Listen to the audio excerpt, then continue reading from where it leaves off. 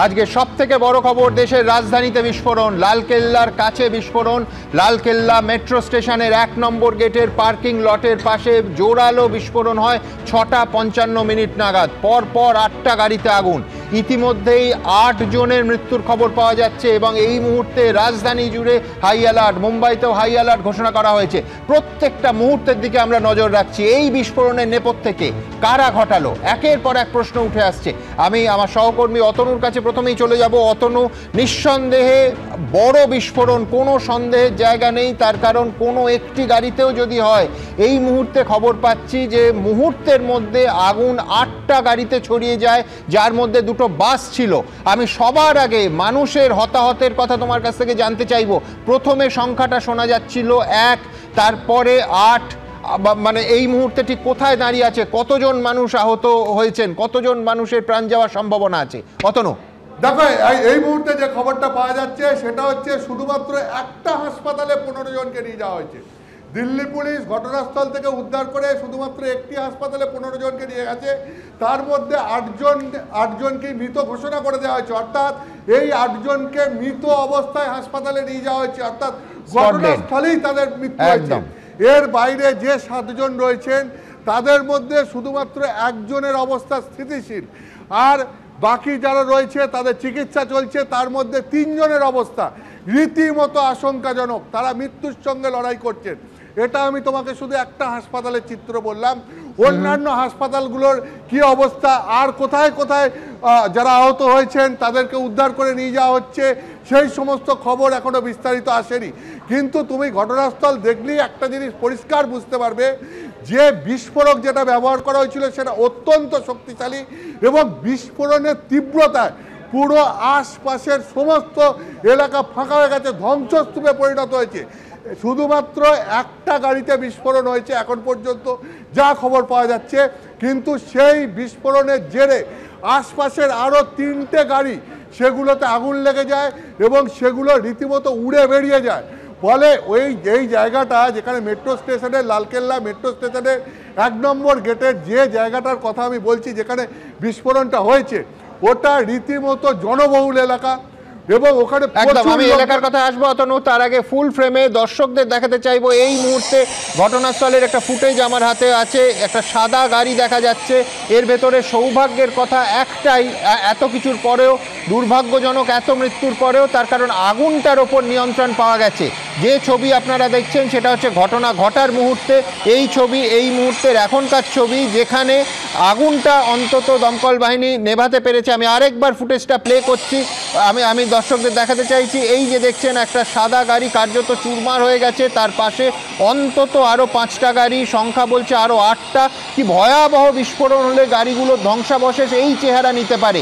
একটা গাড়ির বিস্ফোরণে যদি এতগুলো গাড়ির এই রকম কঙ্কালসার চেহারা হতে পারে মুহূর্তের মধ্যে, তাহলে বিস্ফোরণের ব্যাপকতা, বিস্ফোরণের গুরুত্ব আপনারা বুঝতে পারছেন। দ্রুত একবার ব্রিগেডিয়ার দেবাশিস দাসের কাছে চলে যাব। দেবাশিস দা, ঠিক অতনু যেটা বলছিল, এলাকাটা আমরা নিয়মিত যারা দিল্লি যাই জানি, রাজপথ রায় মার্কেট সেটা একেবারে জনবহুল, এবং শুধু জনবহুল নয়, সেখানে প্রচুর ইলেকট্রনিক্সের দোকান আছে। আমার এই মুহূর্তে আমার প্রতিনিধি বলছিলেন যে স্ট্রিট লাইটগুলো চুরমার হয়ে গেছে।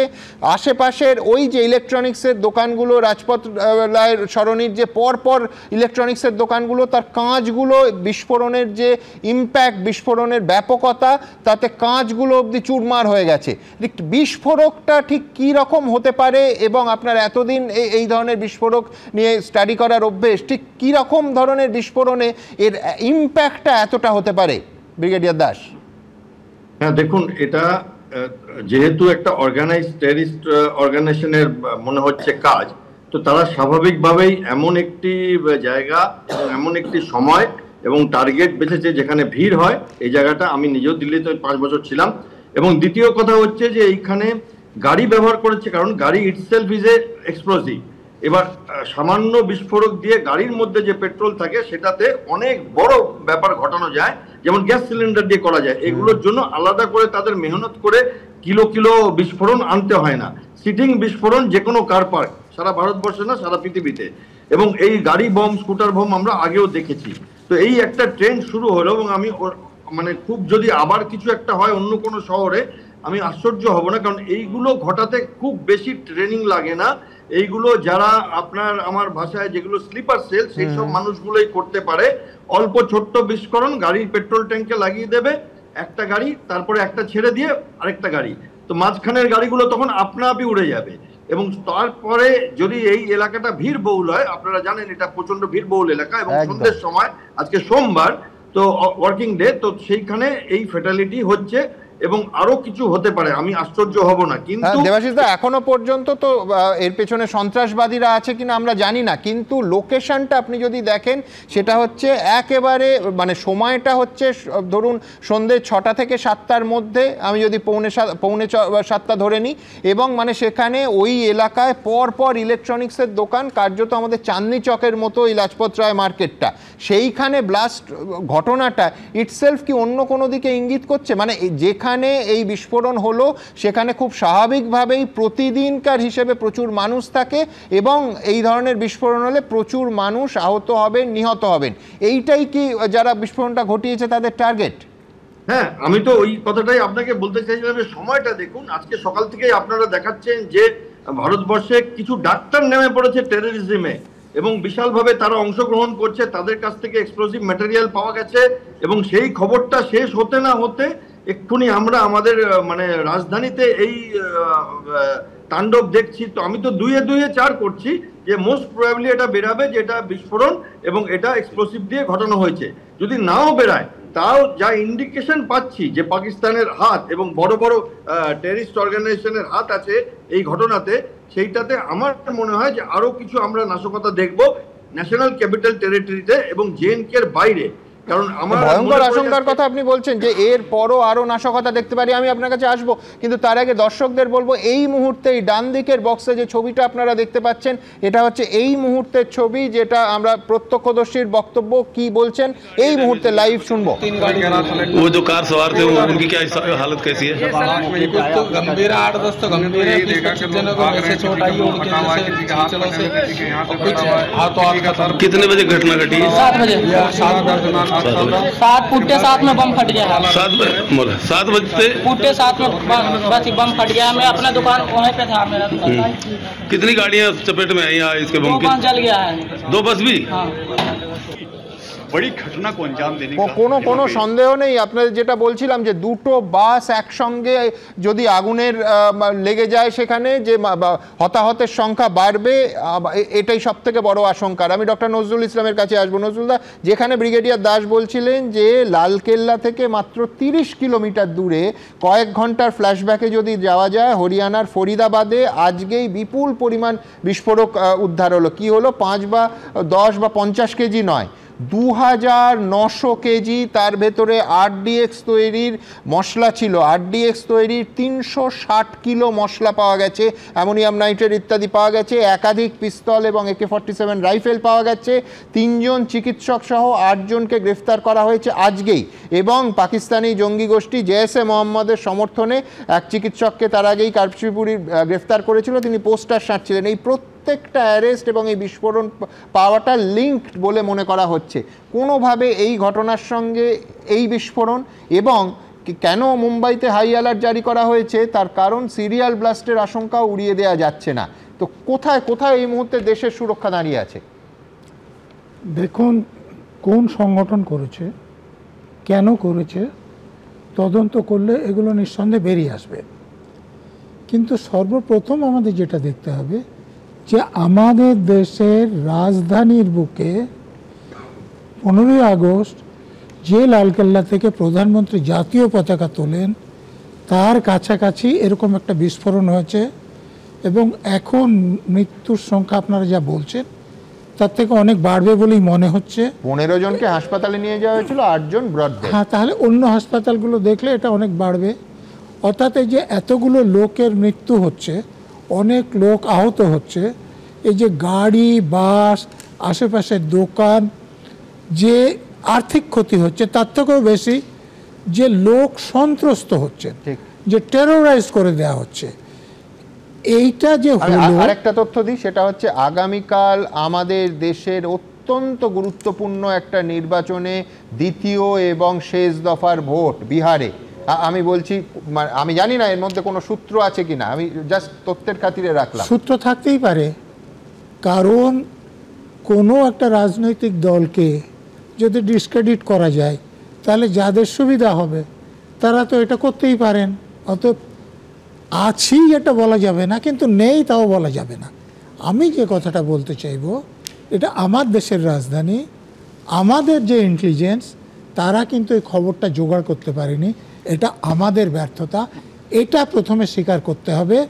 এবং কেন এই ব্যর্থতা আসছে, পরবর্তীকালে যাতে এটা না আসে সেইটার কিন্তু ব্যবস্থা করতে হবে। কেন আমি বলছি ইন্টেলিজেন্স, আমি একটু শুধু যোগ করি, আপনি কি বলছেন যে যেহেতু আজকেই এই যেখানে এই ব্লাস্টটা হলো সেখান থেকে মাত্র 30 কিলোমিটার দূরে হরিয়ানার ফরিদাবাদে এই এত বিস্ফোরক পাওয়া গেল, আরও অ্যালার্ট হয়ে এই পুরোটা প্রায় কম্বিং অপারেশন চালানো উচিত ছিল যাতে এই ধরনের বিস্ফোরণটাকে আটকানো যায়?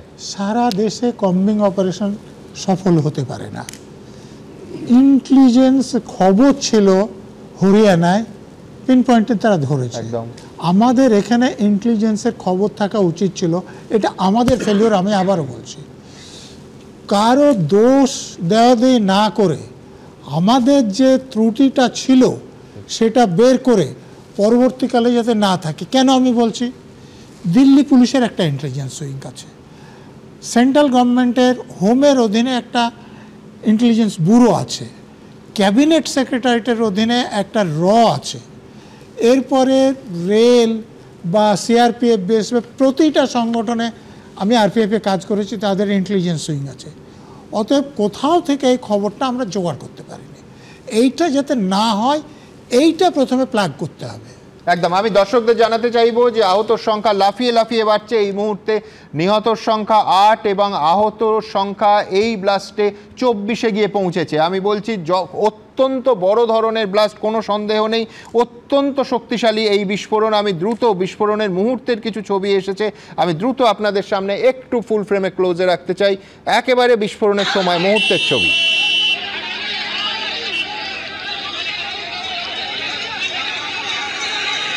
পরের ফুটেজে যাচ্ছি, বিস্ফোরণের 4.5 মিনিট পর দেখতে পাচ্ছেন, এরপরে পুলিশ কর্ডন করে দেবে, কিন্তু তখনও স্থানীয় মানুষ ওই বিস্ফোরণে যেখানে হয়েছে আগুন দেখা যাচ্ছে সেখানে দৌড়ে যাচ্ছেন, তখনও পুলিশ এসে পৌঁছে কর্ডনিংয়ের ব্যবস্থাটা হয়নি। পরের ফুটেজে যাচ্ছি, বিস্ফোরণের 10 মিনিট পর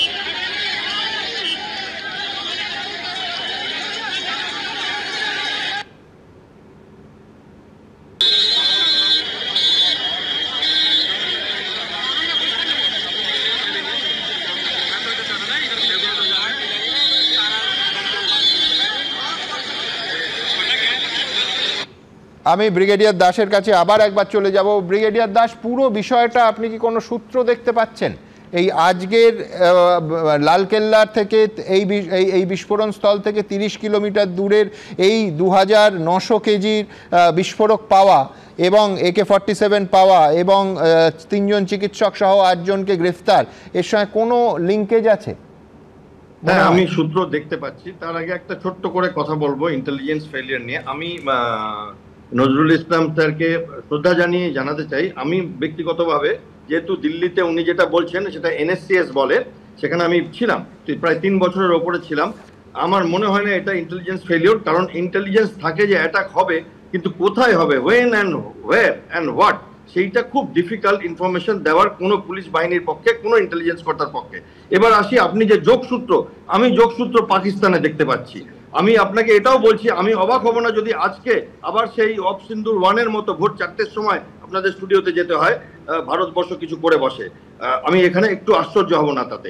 তার কারণ হচ্ছে পাকিস্তানে আসিম মুনির তার ক্ষমতাকে বাড়াবার জন্য কনস্টিটিউশনাল অ্যামেন্ডমেন্ট আনছেন। তিনি অফিসিয়ালি চাচ্ছেন কিভাবে দেশের ক্ষমতাটা করব, এবং সেই জন্য কনস্টিটিউশন অ্যামেন্ডমেন্ট আনছেন, এবং সেইটাতে পাকিস্তানের PM সাপোর্ট করছে, কিন্তু অপোজিশন বিরোধ করছে। সেখানে তাদের একটা দরকার। এবং দেখুন, খুব বেশি তো দিন হয়নি, 22টা মানুষ আমরা হারিয়েছিলাম পেহেলগাঁতে, এবং তার মধ্যে আমরা ভেবেছিলাম 3-4 বছর এই অফ সিন্দুরের পরে শ্বাস নিতে পারবো, কিন্তু সেটা হলো না। আমি গন্ধ পাচ্ছি সেই জিয়াউল হকের সময় যখন ওই সারা ভারতবর্ষেতে ছড়িয়ে দেওয়া হয়েছিল terrorism, bleed the elephant with 1000 Katz, এবং এনার এই ফ্যানাটিক্যাল অ্যাপ্রোচ থেকে এগুলো শুরু হচ্ছে। জৈশে মোহাম্মদ করছে, আল কয়েদা করছে, আইসিস করছে, এবং আনসার গাজওয়াতুল হিন্দ বলে একটি সংস্থা আছে, তারা করছে শুনতে পাচ্ছি। কিন্তু তাদের সবাইকে একত্র করবার জন্য যে মানুষটি দাঁড়িয়ে আছে সেটা হচ্ছে পাক সেনাবাহিনী এবং তাদের অধিকর্তা। এবং আমি সত্যি বলছি যে আমি অবাক হব না যদি ভারত এর জন্য কোনো স্ট্রং পদক্ষেপ নিয়ে নেয়, যেটাকে আমরা অফ সিন্ধু 2 বলতে পারি, এবং যার আমরা আভাস দেখছি। কারণ ভারতের ইন্টেলিজেন্স ছিল বলে ওই একজন ডাক্তার একটা পোস্টার লাগাচ্ছিল কাশ্মীরে জৈশে মোহাম্মদের হয়ে, সেই ডাক্তারকে ইন্টারোগেট করে AK-47 তার লকার থেকে 27 নভেম্বর থেকে শুরু হয়েছে, তার লকার থেকে বার করে তারপরে সেই ইন্টেলিজেন্সকে ইন্টারোগেট করে আরেকজন ডাক্তারকে ধরা হলো, আদিল, এবং আরেকজনের নাম মুজাম্মিল, এবং সেখানে একজন লেডি ডক্টরের কথাও শোনা যাচ্ছে। তো 3টে হোয়াইট কলার ক্রিমিনাল আমরা পাচ্ছি যারা টেররিস্ট গ্যাং জয়েন করছে। ঠিক ব্রিগেডিয়ার দাস, কিন্তু একটা জিনিস তো মানতে হবে যে ওইটা আপনি একেবারে পিন পয়েন্ট করে এইভাবে অ্যারেস্ট এবং উদ্ধার, যেটা যদি সাকসেসের ঘটনা হয় তাহলে এই ব্লাস্টটা না আটকাতে পারা সেই দিনই কয়েক ঘন্টার মধ্যে তার 30 কিলোমিটার মধ্যে এটা ব্যর্থতার ঘটনা। ঠিক যেমন পেহেলগাঁওয়ে নৃশংস ঘটনাটা তো ইন্টেলিজেন্স ফেলিয়ার ছিল, এটা আপনিও বহুবার বলেছেন এবং আমাদের বহুবার আলোচিতও হয়েছে। কিন্তু আমি এই আলোচনার আগে দ্রুত একবার, আপনারা জানেন এই ধরনের ঘটনায় আই উইটনেস অত্যন্ত গুরুত্বপূর্ণ। সেই প্রত্যক্ষদর্শী একজন অটো চালক কি বলছেন তিনি সরাসরি দেখাবো। भाई गाड़ी में बम था। किसकी गाड़ी में? कार में। तो आप लोग वहीं खड़े थे? आप वहीं थे? मैं उसके पीछे पीछे चल रहा था। कार के? तो कितने लोग सवार थे उस गाड़ी में, कुछ पता चला? भाई 4-5 कई जने वैसे जल गए, आसपास में जो थे वो फटे। कितनी गाड़ियां डैमेज हुई हैं यहाँ पे? 2-3 गाड़ी। वो जो कार सवार थे उनकी क्या हालत कैसी है? कुछ तो गंभीर है, 8-10 तो गंभीर है, 20-25 जनों को वैसे चोट आई है उनके जैसे खींचड़ों से, और कुछ कितने बजे घटना घटी? 7 बजे। বিশ্বনাথ, শুধু তো প্রাইভেট কার নয়, এখন জানা যাচ্ছে 2টো বাস সেইগুলোতেও ওইভাবে আগুন লেগে যায়, অর্থাৎ হতাহতের সংখ্যা আশঙ্কা যে লাফিয়ে লাফিয়ে বাড়বে। সুমনদা, প্রথমত আমি বলবো যে এটা আন্তর্জাতিক জায়গা থেকে কিন্তু আপনাকে একটু দেখতে হবে। দেবাশিস দাস বারবার বলছিলেন যে অপারেশন সিঁদুরের পরে আসিফ মুনিকে রেখে দেওয়া, এবং এই আসিফ মুনিকে রাখার পেছনে কিন্তু মার্কিন যুক্তরাষ্ট্রের প্রেসিডেন্ট ডোনাল্ড ট্রাম্পের সরাসরি ভূমিকা আছে, উনি জড়িত। উনার যে মেয়াদ বাড়াচ্ছে এবং আসিফ মুনিকে কার্যত বলা যায় যেভাবে লাইসেন্স দিচ্ছে আমেরিকা, এই এন্টার অপারেশনের পেছনে আমেরিকার পরোক্ষ মদত আছে কিনা, বা দক্ষিণ এশিয়া অস্থিরতা তৈরি করতে চাইছে কিনা। কারণ আপনি জানেন যে ট্রেড মানে ওয়ার চলছে, যে ট্রেড চুক্তি চাইছে, যে কন্ডিশনে চাইছে, ভারত কিছুতে রাজি হচ্ছে না। ভারতের উপর চাপ তৈরি করবার জন্য নানা রকম অবস্থান আমেরিকা নিচ্ছে। ফলে আমেরিকা কিন্তু মানে পাকিস্তানের উপরে কিন্তু একটা মানে প্রচ্ছন্ন মানে অবস্থান তারা তৈরি করছেন, প্রশ্রয় দিচ্ছেন। ফলে এই আসিফ মনি বা মানে ক্রস বর্ডার টেরোরিজমের মধ্য দিয়ে পুরো সিপাসএলকে ব্যবহার করার সম্ভাবনা আছে। কিন্তু একই সাথে আপনাকে আমি বলছি, হ্যাঁ বিশ্বনাথ এক সেকেন্ড, অজাতিকা সিং আমাদের সহকর্মী এই মুহূর্তে সরাসরি ওখানে প্রত্যক্ষদর্শীদের সঙ্গে কথা বলছেন, দ্রুত। और उसके बाद गाड़ियों में कितनी गाड़ियों में आग? मेरे सामने 3 गाड़ी में आग लगी है, फिर ब्लास्ट हुआ है जो भी बैटरी में या CNG में। देखिए भूपेंद्र जी को आपने सुना, जो मौके पर मौजूद थे, अपनी आपबीती बता रहे हैं। ये बता रहे हैं कि ये सड़क है जहां पर ये जो रेड लाइट यहाँ पर मौजूद है, जब ग्रीन लाइट हुई थी, ग्रीन लाइट होते ही एक धमाका सुनाई दिया, और तीव्रता इतनी ज़्यादा थी कि सड़क के दूसरी तरफ जो मौजूद है गौरी शंकर मंदिर और जैन मंदिर, उनके शीशे तक चटक गए हैं। মানে আমি বলছি, আমি ব্রিগেডিয়ার দাসের কাছে একবার যাব, সেটা হচ্ছে যে গাড়ির সিগন্যাল যে মুহূর্তে লাল থেকে সবুজ সিগন্যাল হলো তখন ব্লাস্ট, এটা কি এরকম হতে পারে যে কোনো ওখানে গাড়ির মানে ইঞ্জিন অন করার সময় ব্লাস্টটা হলো? এটা কোনোভাবে এর কোনো লিঙ্ক আছে? দেখুন, যদি পরে প্রমাণ হয় যে এটা টেররিস্ট অ্যাক্টিভিটি, তাহলে একটা রিমোট কন্ট্রোল দেওয়াটা খুব বেসিক টেকনোলজি আজকালকার দিনে, যে রিমোট কন্ট্রোল দিয়ে আইডিটা যেটা লাগিয়েছে সেটাতে সুইচ টিপলে যেই সময়টা ওরা চাইছে দূর থেকে তারা দেখে, ধরুন পাশের কোনো টল বিল্ডিং এ কোনো হোটেলে, সেখান থেকে দেখে ওনারা সুইচটা টিপে দিলেন এবং তখন গাড়িটা ব্লাস্ট করলো। হতেই পারে সেটা একদম সম্ভব, টেকনিক্যালি পসিবল। বাট আমি আরেকটা জিনিসও বলতে যাই যে ইন্টেলিজেন্স থাকলেও সারাক্ষণ পুলিশরা প্রত্যেকটা গাড়ি, প্রত্যেকটা পার্কিং স্পেসে, আমাদের দেশে যে জনসংখ্যা সম্ভব না, এবং যেটা একটা খুব মানে এটা হচ্ছে একটা ইন্ডিভিজুয়াল ঘটনা আমরা ডিসকাস করছি, বাট এই রকম আরো অনেক ঘটনা হতে পারে এবং আমাদের দেশ যুদ্ধের দিকেও এগিয়ে যেতে পারে আরেকবার, যেটা আমাদের কয়েক মাস আগেই দেখেছিলাম, যেটা বিশ্বনাথ দা বলছিলেন, সেই ব্যাপারটা অত্যন্ত চিন্তার ব্যাপার যে প্রচ্ছন্নভাবে আমেরিকা মদত দিচ্ছে একটি টেররিস্ট সংগঠনকে এবং পাকিস্তানকে, এবং সেইখানে ভারত একটু ব্যাকফুটে আছে এই মুহূর্তে, যে এবং আমাদের হয়তো এই লড়াইটা একলাই লড়তে হবে, কিন্তু একটা আশার আলো যেটা হচ্ছে আমরা আপনারা তো সবকিছু একসাথে দেখতে পারি না, বাট আপনি যদি দেখেন গত 1 মাস ধরে ভারতবর্ষ নোটাম জারি করে যাচ্ছে পাগলের মতো, কখনো নর্থ ইস্টে, কখনো গুজরাটে ডিফেন্স মিনিস্টার 3-4বার করাচি টেক ওভার করবার কথা বলেছে, এবং বাংলাদেশে ত্রাহি হয়ে গেছে এখন যে লালমনিরহাট বোধহয় ভারত নিয়ে নিল।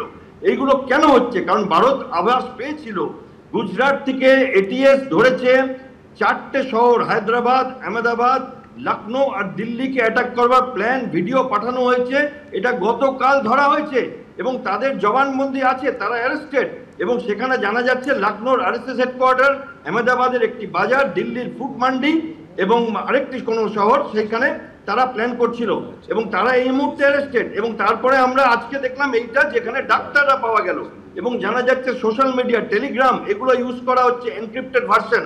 White collar people who are coming as terrorist, যারা আগে ছিল না, আমরা আগে বুঝতাম টেররিস্ট মানে কোনো একটা আতঙ্কবাদী, এখানে তো সব ডাক্তারদের ব্যবসা দেখছি এখানে। এবং আরেকটা ব্যাপার হচ্ছে যে বায়ো ওয়েপনের একটা চান্স আছে, কেমিক্যাল ওয়েপনের একটা চান্স আছে, কারণ এমন কিছু কেমিক্যালস পাওয়া যাচ্ছে রাইজিন বলে, যেটা মাস কিলিং করতে পারে। এই ব্লাস্টটা তো আপনারা দেখছেন, কিন্তু বায়ো ওয়েপন যদি হয় তাহলে ট্রেসেবিলিটি খুব খুব কম, এবং এই নরকের খেলাটা যে খেলছে সেটা পাকিস্তান থেকে খেলা হচ্ছে। এবং আমি মনে করি, আমার তখনও আপনাদের সাথে বলেছিলাম যে পাকিস্তানে জৈশ-এ মোহাম্মদের একটা নিজস্ব এজেন্ডা আছে এবং আসিম মুনিরের একটা নিজস্ব এজেন্ডা আছে। জৈশ-এ মোহাম্মদের যিনি হেড, তার সম্পূর্ণ ফ্যামিলিকে ঘুরিয়ে দেওয়া হয়েছে, একটু আগে অতনুও বলেছে সেটা, আমরা যখন ভাওয়ালপুরে বমগুলো ফেলেছিলাম, এবং তারপরে তিনি বেঁচে যান দৈবাত, এবং তারপরে তার একটা ভাষণ আসছে লাগাতার যে তারা ছড়াবে সারা ভারতবর্ষে। এবং আসিম মুনির নিজে বারবার নিউক্লিয়ার থ্রেট দিচ্ছেন এবং এশিয়াকে উড়িয়ে দেওয়ার কথা বলছেন যদি ওদের কিছু হয়, এবং এইভাবে। এবং ভারত থেকেও পাল্টা কিন্তু একটা অ্যারোগ্যান্ট, একটা ডিফেন্সিভ অফেন্সিভ পশ্চার নেওয়া হয়েছে সার্ক ক্রিকে, নর্থ ইস্টে এবং সমগ্র ভারতবর্ষে। এবং এত নোটাম গত 10 বছরে জারি হয়নি ভারতবর্ষে, আমি আপনাকে দায়িত্ব নিয়ে বলছি, যেটা গত 1 মাসে জারি হয়েছে অলমোস্ট, মানে এন্টায়ার ভারতবর্ষ নোটাম। তো এই যে মিসাইল টেস্ট, এই যে এতগুলো জাহাজ লঞ্চ হচ্ছে, আই থিঙ্ক, আমার ব্যক্তিগত মতামত যে আরেক রাউন্ড আমাদের হবে, এবং এটা বোধহয় একটা ডিসিশন মেকিং ফাইনাল রাউন্ড হবে, এবং সেখানে হয়তো আমরা এখনো জানি না আমেরিকার সান্নিধ্য পাবো কি পাবো না, এবং হয়তো আমাদের 2-1টি বন্ধু যেমন রাশিয়া এবং যেমন ইসরায়েল, তাদের সাথে নিতে হবে, নাহলে একলা চলতে হবে। বেশ, আমি সলিলদার কাছে যাব। সলিলদা, আপনি দেখেছেন যে কি ভয়ঙ্কর এবং ক্রমশ সেই তার ব্যাপ্তি, তার ব্যাপকতা একেবারে খুব স্পষ্ট হয়ে গেছে। একের পর এক এখনো পর্যন্ত 8 জন মানুষের মৃত্যু হয়েছে এবং 24 জন আহত, তার মধ্যে বেশ কয়েকজনের অবস্থা আশঙ্কাজনক। দেখো, এটা একটা রিটালিয়েটরি অ্যাক্ট, পরিষ্কার, কারণ এরা কিন্তু আস্তে আস্তে আস্তে আস্তে কিন্তু এগোচ্ছে এবং আমাদের ইন্টেলিজেন্স কিন্তু ফেলও করেছে। দেখো, আমি তোমাকে একটা বলছি, লাস্ট ফেব্রুয়ারিতে মিরপুরের পিওকেতে, সেখানে কিন্তু এলইটি, হিজবুল মুজাহিদিন এবং তোমার টিআরএফ, দ্য রেজিস্ট্যান্স ফোর্স, মনে আছে, it's offshoot of LET and মুজাহিদিন, এই জৈশ মোহাম্মদ, এরা কিন্তু অফশুট, এরা কিন্তু অ্যাক্টিভ আছে। মাসুদ আজহারকে অ্যানিহিলেট করার পরে এবং তার ফ্যামিলি অ্যানিহিলেট করার পরে এর পেছনে কিন্তু পাকিস্তান কিন্তু কনস্ট্যান্ট অপারেশন সিন্দুর হওয়ার পর থেকে রিটালিয়েটেড অ্যাক্ট। ঠিক, শৈল, আমি দ্রুত একবার ঘটনাস্থলে আরেকবার যাব। প্রত্যক্ষদর্শীদের একের পর এক বক্তব্য উঠে আসছে। पुलिस तो तुरंत आ गई है, पुलिस ने तुरंत यहाँ से हम लोगों को यहाँ से हटाया, गाड़ियों की वहाँ आग जल रही थी गाड़ियों में, उन्होंने सुरक्षित करवाया, यहाँ से सबको हटा दिया, लोगों को सब दूर करा पुलिस ने। फिर उसके बाद अब आए हम लोग यहाँ पे, यहाँ आने नहीं दिया, डीटीसी वालों ने आए जब आगे यहाँ पे। कितना नंबर की? मेरे 348 की बस नंबर, रूट नंबर। कितने लोग सवार थे बस में? आप बस में हमारे 2-3 लेडीज थी। सभी सुरक्षित था? सभी सुरक्षित थे, उनका कुछ नहीं हुआ, बस मेरी गाड़ी का सिस्टम डैमेज हुआ, शीशा डैमेज हुआ, मेरे यहाँ कमर में चोट। बहुत दर्द हो रहा। नहीं सवारी कोई कंडक्टर है मेरा। मेरा नाम यासीन हुसैन है। यासीन, क्या हुआ था और कितने बजे की घटना है यहाँ पे? ये 7 बजे की हादसा है, 7 बजे, और मैं कश्मीरी गेट से आ रहा था, हल्की हल्की जाम चल रहा था, पर भीड़ भी बहुत थी। तो एक संग हुआ है ब्लास्ट, मैं भी सर गाड़ी को से उतर के नीचे गिर गया था। मैं भी कम से कम 5 मिनट बाद उठाऊँ, मुझे भी होश आया 5 मिनट, तब तक देखा बहुत तगड़ा हुआ, बहुत दूर दूर तक धमाका लगा। जो आग लगी इसके बाद कितनी गाड़ियों में आग लगी है? ये सर गाड़ी है लगभग 3-4 गाड़ियाँ हैं, और घायल भी 4-5 बंदे हो चुके हैं घायल। कौन सी गाड़ी में ब्लास्ट हुआ था उसका पता चला? ये नहीं पता है सर कौन सी गाड़ी में ब्लास्ट हुआ है। फिलहाल मैं भी सर गाड़ी मेरी भी पास में थी, जब मैं भी हादसे में बहुत। ये किस वक्त की घटना? ये सर 7 बजे की आसपास की बात। कहाँ पे रहते हो? मैं सर रहता हूँ चंदू नगर 2 नंबर के। आपकी रिक्शा में सवारी भी थी? हाँ जी सर, 3 सवारी, किसी को चोट था ड्राइवर में। अब सवारी सर मैं उठ के मैंने देखा है तो सर सवारी तो मुझे मिली नहीं है सर मेरी गाड़ी। अब ये नहीं पता सवारी कहाँ गई। क्या कुछ लोग यहाँ पे मौत भी हुई है? हाँ जी सर, 3-4 लोग हो चुके हैं जो घायल हो चुके हैं। अचानक से क्या हुआ? अचानक से हुआ है सर। एक संग यासीन हुसैन। यासीन हुसैन, क्या हुआ था और कितने बजे ये ब्लास्ट हुआ है गाड़ी में? ये 7 बजे के आसपास है सर। आप किस गाड़ी से थे? मैं सर बैटरी रिक्शा चला रहा था। कितने जो गाड़ी ब्लास्ट हुआ कितने लोग सवार थे? ये नहीं पता सर। এখনো পর্যন্ত ঘটনার সময় জানা যাচ্ছে 6:55 এবং একেবারে পরিষ্কার আমি রাজাগোপাল বাবুর কাছে যাব যে এমনিতেই দিল্লির দেশের রাজধানী, হাই সিকিউরিটি জোন, তারপর লালকেল্লার কাছে, তারপর মেট্রো স্টেশনের 1 নম্বর গেটের পার্কিং, লাজপথ মার্কেট, ইলেকট্রনিক্সের একেবারে হাব, চাঁদনি চকের থেকেও ঘিঞ্জি একটা এলাকা। আমি বলছি কোথাও একটা সিকিউরিটি ল্যাপস তো ডেফিনেটলি হয়েছে। হ্যাঁ দেখুন, একটা তো কমপ্লাসেন্সি আমাদের মধ্যে বিরাজ করছে। সরকার বারবার বলছে যে 2004 থেকে 14 যা টেররিস্ট ইনসিডেন্টস ঘটতো তার নাকি অনেক কমে গেছে, ইনসিডেন্টস কমে গেছে, ক্যাজুয়ালিটি কমে গেছে, সিকিউরিটি ফোর্সেস তাদের মারা যাওয়া কমে গেছে। এমনকি গ্লোবাল টেররিজম ইন্ডেক্স যেটা আছে সেখানে ভারতের র্যাঙ্ক ক্রমশ কমছে, এসব বলা হচ্ছিল। গুড। এবং তারপরে যেটা দেখা গেল যে একটা আত্মতুষ্টি, চারিদিকে আত্মতুষ্টি রয়ে গেল। এই আত্মতুষ্টির সুযোগে আমরা দেখলাম যে পাহেলগাঁওতে কী ঘটে গেল। চারিদিকে কেউ ভাবতেই পারেনি পাহেলগাঁও ঘটবে। এখন তারপর অপারেশন সিন্দুর ঘটে গেছে, সবাই ভাবছি যে পাকিস্তানের সাহস হবে না, আমরা অনেক কিছু গুঁড়িয়ে শেষ করে দিয়েছি। এই সুযোগটা ওরা কিন্তু নিয়েছে।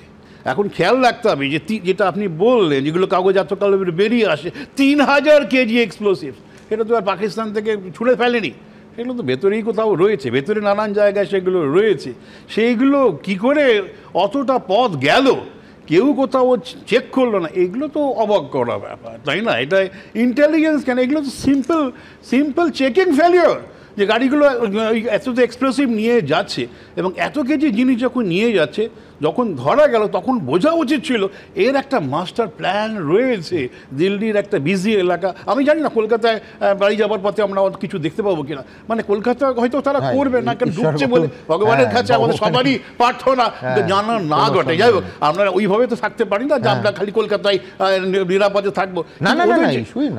ওদের যে পরিকল্পনা, যে বিজি এলাকা, পাশাপাশি আপনি পাকিস্তানের কথা ব্রিগেডিয়ার দাস বলছেন, আমি বলছি মুনিরের ক্ষমতা একদিকে বাড়ছে, আর মানে এতটাই বাড়ছে যে সংবিধান সংশোধন করা হচ্ছে তার ক্ষমতা বাড়ানোর জন্য। না দেখুন, মানে এটা তো অনেক দিন ধরেই খবর ছিল যে মুনির পাকিস্তানের মানে রাষ্ট্রপতি হয়ে চলছেন, যে কোনো দিন নওয়াজ শরীফ, এবং উল্টো দিকে একমাত্র ট্রাম্প একমাত্র সেনাপ্রধান যাকে লাঞ্চে একসঙ্গে, সে তো বোঝাই যাচ্ছে। পাকিস্তানের সঙ্গে আমেরিকা একটা আলাদা দোস্তি করার চেষ্টা করছে, কেন বহুবার ওরা জানে পাকিস্তান এমন একটা দেশ যে কোনো ব্যাপারে তাকে কেনা যায়। পাকিস্তানকে ব্যবহার করা হয়েছে চীনের বিরুদ্ধে, পাকিস্তানকে ব্যবহার করা হয়েছে রাশিয়ার বিরুদ্ধে, পাকিস্তানকে ব্যবহার করা হচ্ছে ভারতের বিরুদ্ধে, এই পাকিস্তানকে আফগানিস্তানের ব্যবহার করা, এটা সবাই আমরা জানি কীভাবে আমেরিকা ব্যবহার করেছে। অনেকটা মনে হচ্ছিল বুঝি বেরিয়ে যাচ্ছে আমেরিকার হাত থেকে, তাই অসীম মুনিরকে ধরে করে নিয়ে লাঞ্চ ফাঞ্চ খাইয়ে তাকে একেবারে রেডি রেখে দিয়েছে। এখানে আমি একটা ডিসক্লেমার দিতে চাইবো যে এই ঘটনার সঙ্গে কোনো জঙ্গি যোগ আছে কিনা আমরা এই মুহূর্তে একেবারে জানি না, কিন্তু এই সকালের যে ঘটনা বললাম সেখানে খুব স্পষ্ট করে জঙ্গি গোষ্ঠী জেএসে মোহাম্মদের সমর্থনে পোস্টার আঁকা থেকে সেই ঘটনার সূত্রপাত। এবং আবার বলছি 5 বা 10 কেজি নয়, 2900 কেজি বিস্ফোরক পাওয়া গেল, RDX পাওয়া গেল। আমি বলছি যে একাধিক পিস্তল এবং AK-47 পাওয়া গেল তার কয়েক ঘন্টার মধ্যে।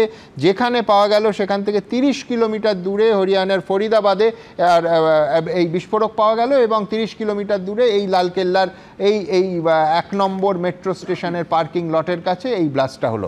আমি শঙ্কুদেব পান্ডার কাছে যাব। সুমনদা, আমি খুব দ্রুততার সাথে এই বিষয়ে এখনই মন্তব্য দেওয়ার জায়গায় আসেনি, কারণ সমস্ত সেন্ট্রাল এজেন্সি তারা তাদের যা ইমিডিয়েট দায়িত্ব সেটা তারা পালন করতে শুরু করেছে এবং তদন্তের পুরো ইনফরমেশন আসার পর এটা আপনারা জানিয়ে রাখি এনএসজি এবং এনআইএ ঘটনাস্থলে পৌঁছে গেছে। আমি সুমনদা শুধু একটাই কথা বলতে চাই যে আজকে দিল্লির এই ঘটনা থেকে আমি কলকাতাবাসী হিসেবে বা এই রাজ্যের অধিবাসী হিসেবে চাইব যে দ্রুততার সাথে এই যে রাজ্যকে স্যানিটাইজ করা দরকার, দেশকে স্যানিটাইজ করা দরকার, এই প্রসেসকে সমর্থন করা উচিত। যারা এই রাজ্যে বসে এসআইআর নিয়ে কথা বলছেন, যারা এই রাজ্যে বসে এখনো এনআরসির বিরোধিতা করছেন, তাদের এই সমস্ত ঘটনা দেখে ইমিডিয়েটলি নিজেদের সিদ্ধান্ত বদলানো উচিত যে এই বিদেশি শক্তিরা এখানে ইঞ্চিতে ইঞ্চিতে তাদের জায়গা করে নিচ্ছে।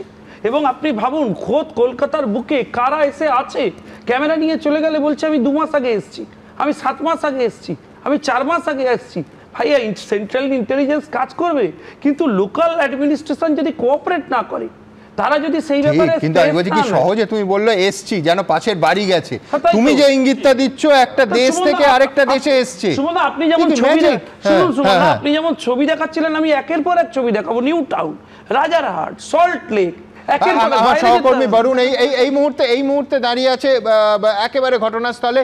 বরুণ, ये बताइए अभी का स्थिति क्या है और अभी हालात क्या है उस जगह का? जी बिल्कुल, देखिए लाल किले पे जहां पर इस वक्त वो ब्लास्ट हुआ था उसके सबसे करीब अस्पताल है एलएनजेपी हॉस्पिटल दिल्ली का, वहां पर इस वक्त हम मौजूद हैं।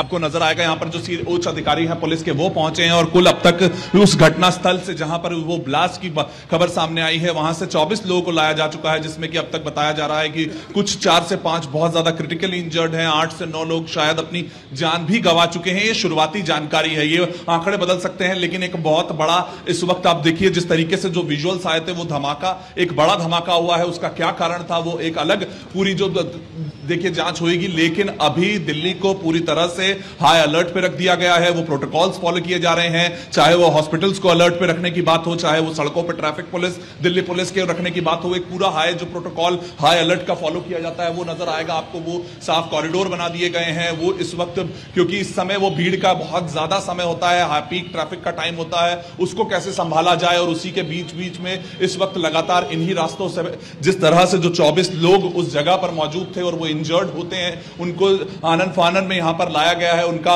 इलाज चल रहा है और साथ साथ में ये कोशिश की जा रही है कि जिस तरह से पूरी दिल्ली को हाई अलर्ट पर रखा है वो प्रोटोकॉल्स भी फॉलो हो पाए, क्योंकि वो समय दिल्ली के लिए मुश्किल है। लेकिन साथ साथ में ये भी कोशिश की जा रही है कहीं भी किसी भी तरह की अफवाह ना फैले। यही वो कोशिशें हैं जिसको इस वक्त पालन करने की कोशिश कर रहे हैं। 6:55 का वो समय था जब फायर ब्रिगेड को कॉल मिलती है और उसी के साथ साथ इस वक्त यहां से इस अस्पताल से एम्बुलेंसेज भी निकलती हैं, क्योंकि वो साथ में ही कॉल जाती है कि वहां पर एक धमाका हुआ है, 3 गाड़ी जलते हुए जो लगातार वो विजुअल्स हैं वो अपने दर्शकों को हमने दिखाया। लेकिन उसके साथ साथ ये भी जरूरी था कि जो आसपास, क्योंकि लाल किले में जिस जगह पर ये धमाका हुआ है अगर हम आपको जानकारी दें तो वो बेहद ज्यादा भीड़ वाला इलाका है, जहां पर प्रधानमंत्री 15 अगस्त को खड़े होकर भाषण देते हैं, उसके कुछ चंद फीट सामने की तरफ भागीरथ मार्केट है और उसी जगह पर इस धमाके का होना वाकई में चाहे कोई भी कारण रहा हो, लेकिन एक जो स्थिति है वो दिल्ली की इस वक्त कमजोर हो जाती है। लेकिन उसको अब पकड़ने की कोशिश है, चाहे वो होम मिनिस्ट्री से इस वक्त इंस्ट्रक्शंस की बात हो, दिल्ली पुलिस की बात हो, ट्रैफिक पुलिस की बात हो, अस्पतालों को हाई अलर्ट पर रखने की बात हो, तो अब यही कोशिश की जा रही है कि वो जो इंजर्ड हैं और कोई इंजर्ड नहीं रह गया है, पूरे उस जगह को पूरा कॉर्डन ऑफ करके जांच हो रही है, एजेंसीज पहुंच चुकी हैं और वो ये सब कुछ कि आगे अब ऐसा कुछ कहीं और तो नहीं है, वो जांच के साथ साथ जो इस वक्त हो चुका है उसको सही करने की कोशिशें। एम्बुलेंस लगातार यहां पर है, वो जो डॉक्टर्स जिस वक्त जो क्योंकि क्रिटिकली इंजर्ड है उनको जल्द से जल्द मिले, तो हमने हॉस्पिटल्स में डॉक्टर्स की कॉल को भी देखा। उसके साथ साथ एक्स्ट्रा एम्बुलेंसेज इस वक्त यहां पर लगा दी गई है, यानी कि दिल्ली की स्थिति इस वक्त कुछ इस तरह से थी, लेकिन कोई भी अफवाह इस तरह से ना फैले, इसलिए हम बार बार बोल रहे हैं कि सिर्फ 24 लोग लाए गए हैं और वो जगह को अब कॉर्डन ऑफ करके जांच चल रही है, आग बुझा ली गई है। लेकिन जो आगे की स्थिति है वो धीरे धीरे पनपते हुए सामने आएगी। जो आंकड़ा है, कारण है, वो सब आने वाले कुछ घंटों में ज्यादा साफ हो पाएगा। आंकड़ा तो बाद में मिल जाएगा। वरुण, ये बताइए कि ये जिस अस्पताल में आप खड़े हैं वो नियरेस्ट हॉस्पिटल है, उस अस्पताल या दूसरा कुछ अस्पताल में भी कुछ लोगों को लिया जा सकता है? अभी तक जो जानकारी है ये वो एलएनजेपी हॉस्पिटल की ही आई है, क्योंकि सबसे करीब यही हो पाया जाता है। उसके साथ साथ में वो आरएमएल हॉस्पिटल है, उसको भी अलर्ट पे रखा गया है, क्योंकि एम्बुलेंसेस को जो जगह इस वक्त सबसे जल्दी या सबसे आसान पाथ मिलता है उसी को वो फॉलो करते हैं। जहां पर ट्रैफिक पुलिस आसानी से कॉर्डन ऑफ करवा पाती है, वो एक कॉरिडोर तैयार करा पाती है, और वो इसमें इस वक्त एलएनजेपी हॉस्पिटल में पहुंचते हैं। आपको इधर देखिए फायर ब्रिगेड जो पीछे की तरफ घूम रही है वो आपको नजर आ जाएंगी कि किसी भी तरह की इस वक्त कोताही ना बरती जाए।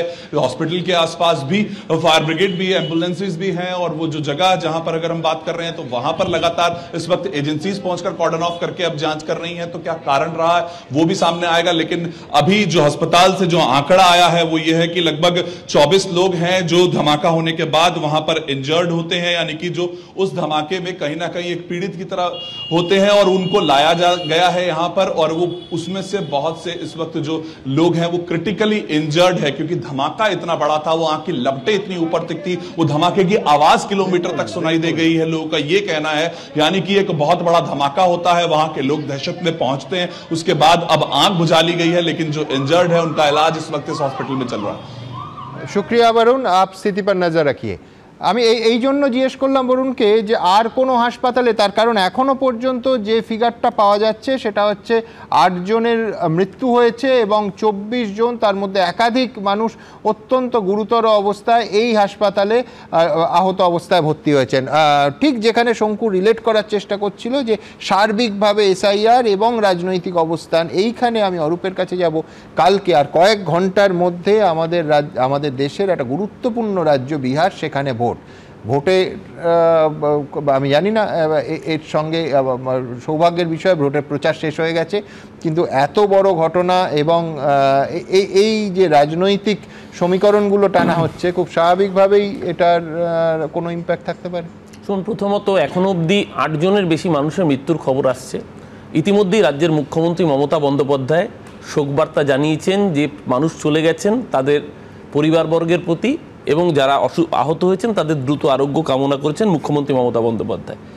একটা জিনিস মাথায় রাখতে হবে সুমন, আমরা কথায় কথায় বলি ডাবল ইঞ্জিনের সরকার, ডাবল ইঞ্জিনের সরকার। দিল্লিতে তো ট্রিপল ইঞ্জিন সুমন। রাজধানী দিল্লি, দিল্লি পুলিশ কার? অমিত শাহ। দিল্লির সরকার কার? বিজেপির। কেন্দ্রীয় সরকার চালাচ্ছে কে? ভারতীয় জনতা পার্টি। তো ট্রিপল ইঞ্জিনের সরকার যেখানে, সেখানে তো পরপর আমরা দেখছি, যখন পেহেলগামের কথা বলছিলেন, পেহেলগামেও তো পুলিশ তো জম্মু কাশ্মীরের প্রশাসনের নয়, পুলিশ অমিত শাহ।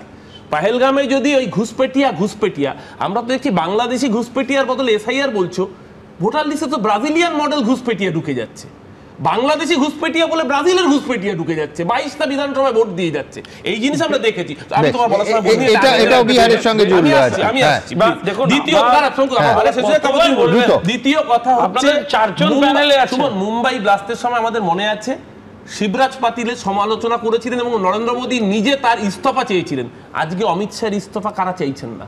কেন চুপ সবাই? তৃতীয়ত সুমন, সবাই এখানে এক বাক্যে স্বীকার করেছে, ইনক্লুডিং শঙ্কুদেব পান্ডা, যে ভারতবর্ষে সন্ত্রাসবাদের অন্যতম মদতদাতার নাম হচ্ছে পাকিস্তান। এখানে কারুর কোনো দ্বিমত নেই। সেই পাকিস্তানের সাথে ক্রিকেট ম্যাচ খেলার পিরিত কাদের সবচেয়ে বেশি দেখা যায়? কাদের সবচেয়ে বেশি দেখা যায়? কেন পাকিস্তানের বিরোধিতা করেন? ক্রিকেট ম্যাচ খেলতে হবে, আপনারা বিরোধিতা করেন।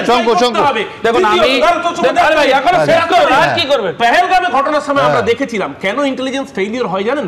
পেহেলগামের ইনসিডেন্ট যেদিন হলো তার ঠিক অব্যবহিত আগে বিজেপির সাংসদ নিশিকান্ত দুবের বিবাহ বার্ষিকীতে মন্ত্রীদের সিকিউরিটি দেওয়ার জন্য সিআরপিএফ কে ডিপ্লয় করা হয়েছিল। আমি একটা কথা বলি, যদি কি করে মানুষকে সুরক্ষা দেবে? যদি আরে বাবা নিরাপত্তা নিয়ে যারা চিনিমিনি করতে আজকে যদি কতবার মুখ্যমন্ত্রী ইস্তফা চাইছেন, কবে অমিত শাহ ইস্তফা চাইছেন? আগে অমিত শাহ ইস্তফা দেশের মানুষের অমিত শাহ ইস্তফা দিলে আপনাদের রাজনৈতিক সুবিধা আপনাদের ইডি সিবিআই থেকে লোকগুলো যাচ্ছে। স্বরাষ্ট্রমন্ত্রী বলতে বলতে দিল্লির পুলিশ কমিশনার কি বলছে সরাসরি দেখাবো। जल्दी ही इसका आकलन करके इसका जो भी रिजल्ट निकलेगा वो आपको बताया जाएगा। इस इंसिडेंट में कुछ लोग को इंजरीज भी आई हैं और कुछ लोगों की डेथ भी हुई है, तो वो अभी हालात का जायजा लिया जा रहा है और एग्जैक्ट फिगर्स जो हैं आपको कुछ ही देर में बता दी जाएंगी। और सिचुएशन को रेगुलरली मॉनिटर किया जा रहा है और गृह मंत्री जी भी जो है उनसे रेगुलरली उनका फ़ोन भी आया था, उनको रेगुलरली ब्रीफ किया जा रहा है और उनको टाइम टू टाइम पूरी सूचना दी जा रही है और आगे जैसे भी हालात होंगे जो भी नतीजा निकलेगा आपको बताया जाएगा। अभी इसको आकलन किया जा रहा है। আমি দ্রুত একবার নিউজ রুমে আমার সহকর্মী অতনুর কাছে চলে যাব। অতনু, পরিষ্কার ভাষায় দিল্লির পুলিশ কমিশনার বললেন কোনো পার্ক করে রাখা গাড়ি থেকে নয়, একেবারে চলন্ত গাড়িতে বিস্ফোরণ হয়েছে। দেখো সুমন্ত, একবারেই ঠিক। এই বিস্ফোরণের ঘটনাটা ঘটেছে এখন যেটা জানা যাচ্ছে সন্ধে 6:52 ঠিক লালকেল্লা মেট্রো স্টেশনের 1 নম্বর গেটের সামনে, যেখানে ট্রাফিক সিগন্যাল রয়েছে সেখানে রেড লাইট জ্বলছিল। সেই সময় একটা অটোর পেছনে একটা স্লো মুভিং ভেহিকেল, গাড়িটা সম্ভবত মারুতি ডিজায়ার, সেই গাড়িটা যখন আস্তে আস্তে যাচ্ছিল সেই গাড়ির মধ্যে 6:52 একটা বড় বিস্ফোরণ হয় এবং সেই বিস্ফোরণে আশপাশের আরও বেশ কয়েকটা গাড়ি ক্ষতিগ্রস্ত হয়। এখন পর্যন্ত দেখা যাচ্ছে যে ওই বিস্ফোরণের প্রভাবে আরও 6টা গাড়ি সেগুলো প্রায় দুমড়ে মুচড়ে গেছে। 6টা হচ্ছে গাড়ি এবং এর বাইরে 2টো ই-রিক্সা এবং একটা অটোরিক্সা। সেগুলো মনে পড়লো পুলওয়ামা ব্লাস্ট, পুলওয়ামাতেও হয়েছিল কিন্তু এই রকম রানিং কারে ব্লাস্ট একদম। এবং এখানেও আমরা যেটা দেখছি রানিং কার, এবং সেই গাড়িটা আস্তে আস্তে যাচ্ছিল, ঠিক রেড সিগন্যালের কাছে গিয়ে ব্লাস্টটা হয়। অর্থাৎ গাড়িটা আগে থেকে পার্কিংয়ে রাখা ছিল না, যেখানে ব্লাস্টটা হয় তার আশপাশে আরও বেশ কিছু গাড়ি পার্ক করে রাখা ছিল, সেই গাড়িগুলো উড়ে গেছে। অর্থাৎ প্রথমে সেই বিস্ফোরণটা দেখে ওই জন্যে মনে হচ্ছিল যে হয়তো পার্কিংয়ে রাখা কোনো গাড়িতে বিস্ফোরণটা হয়েছে, তা নয়, গাড়িটা মুভ করছিল এবং তাতে বিস্ফোরণ হয়।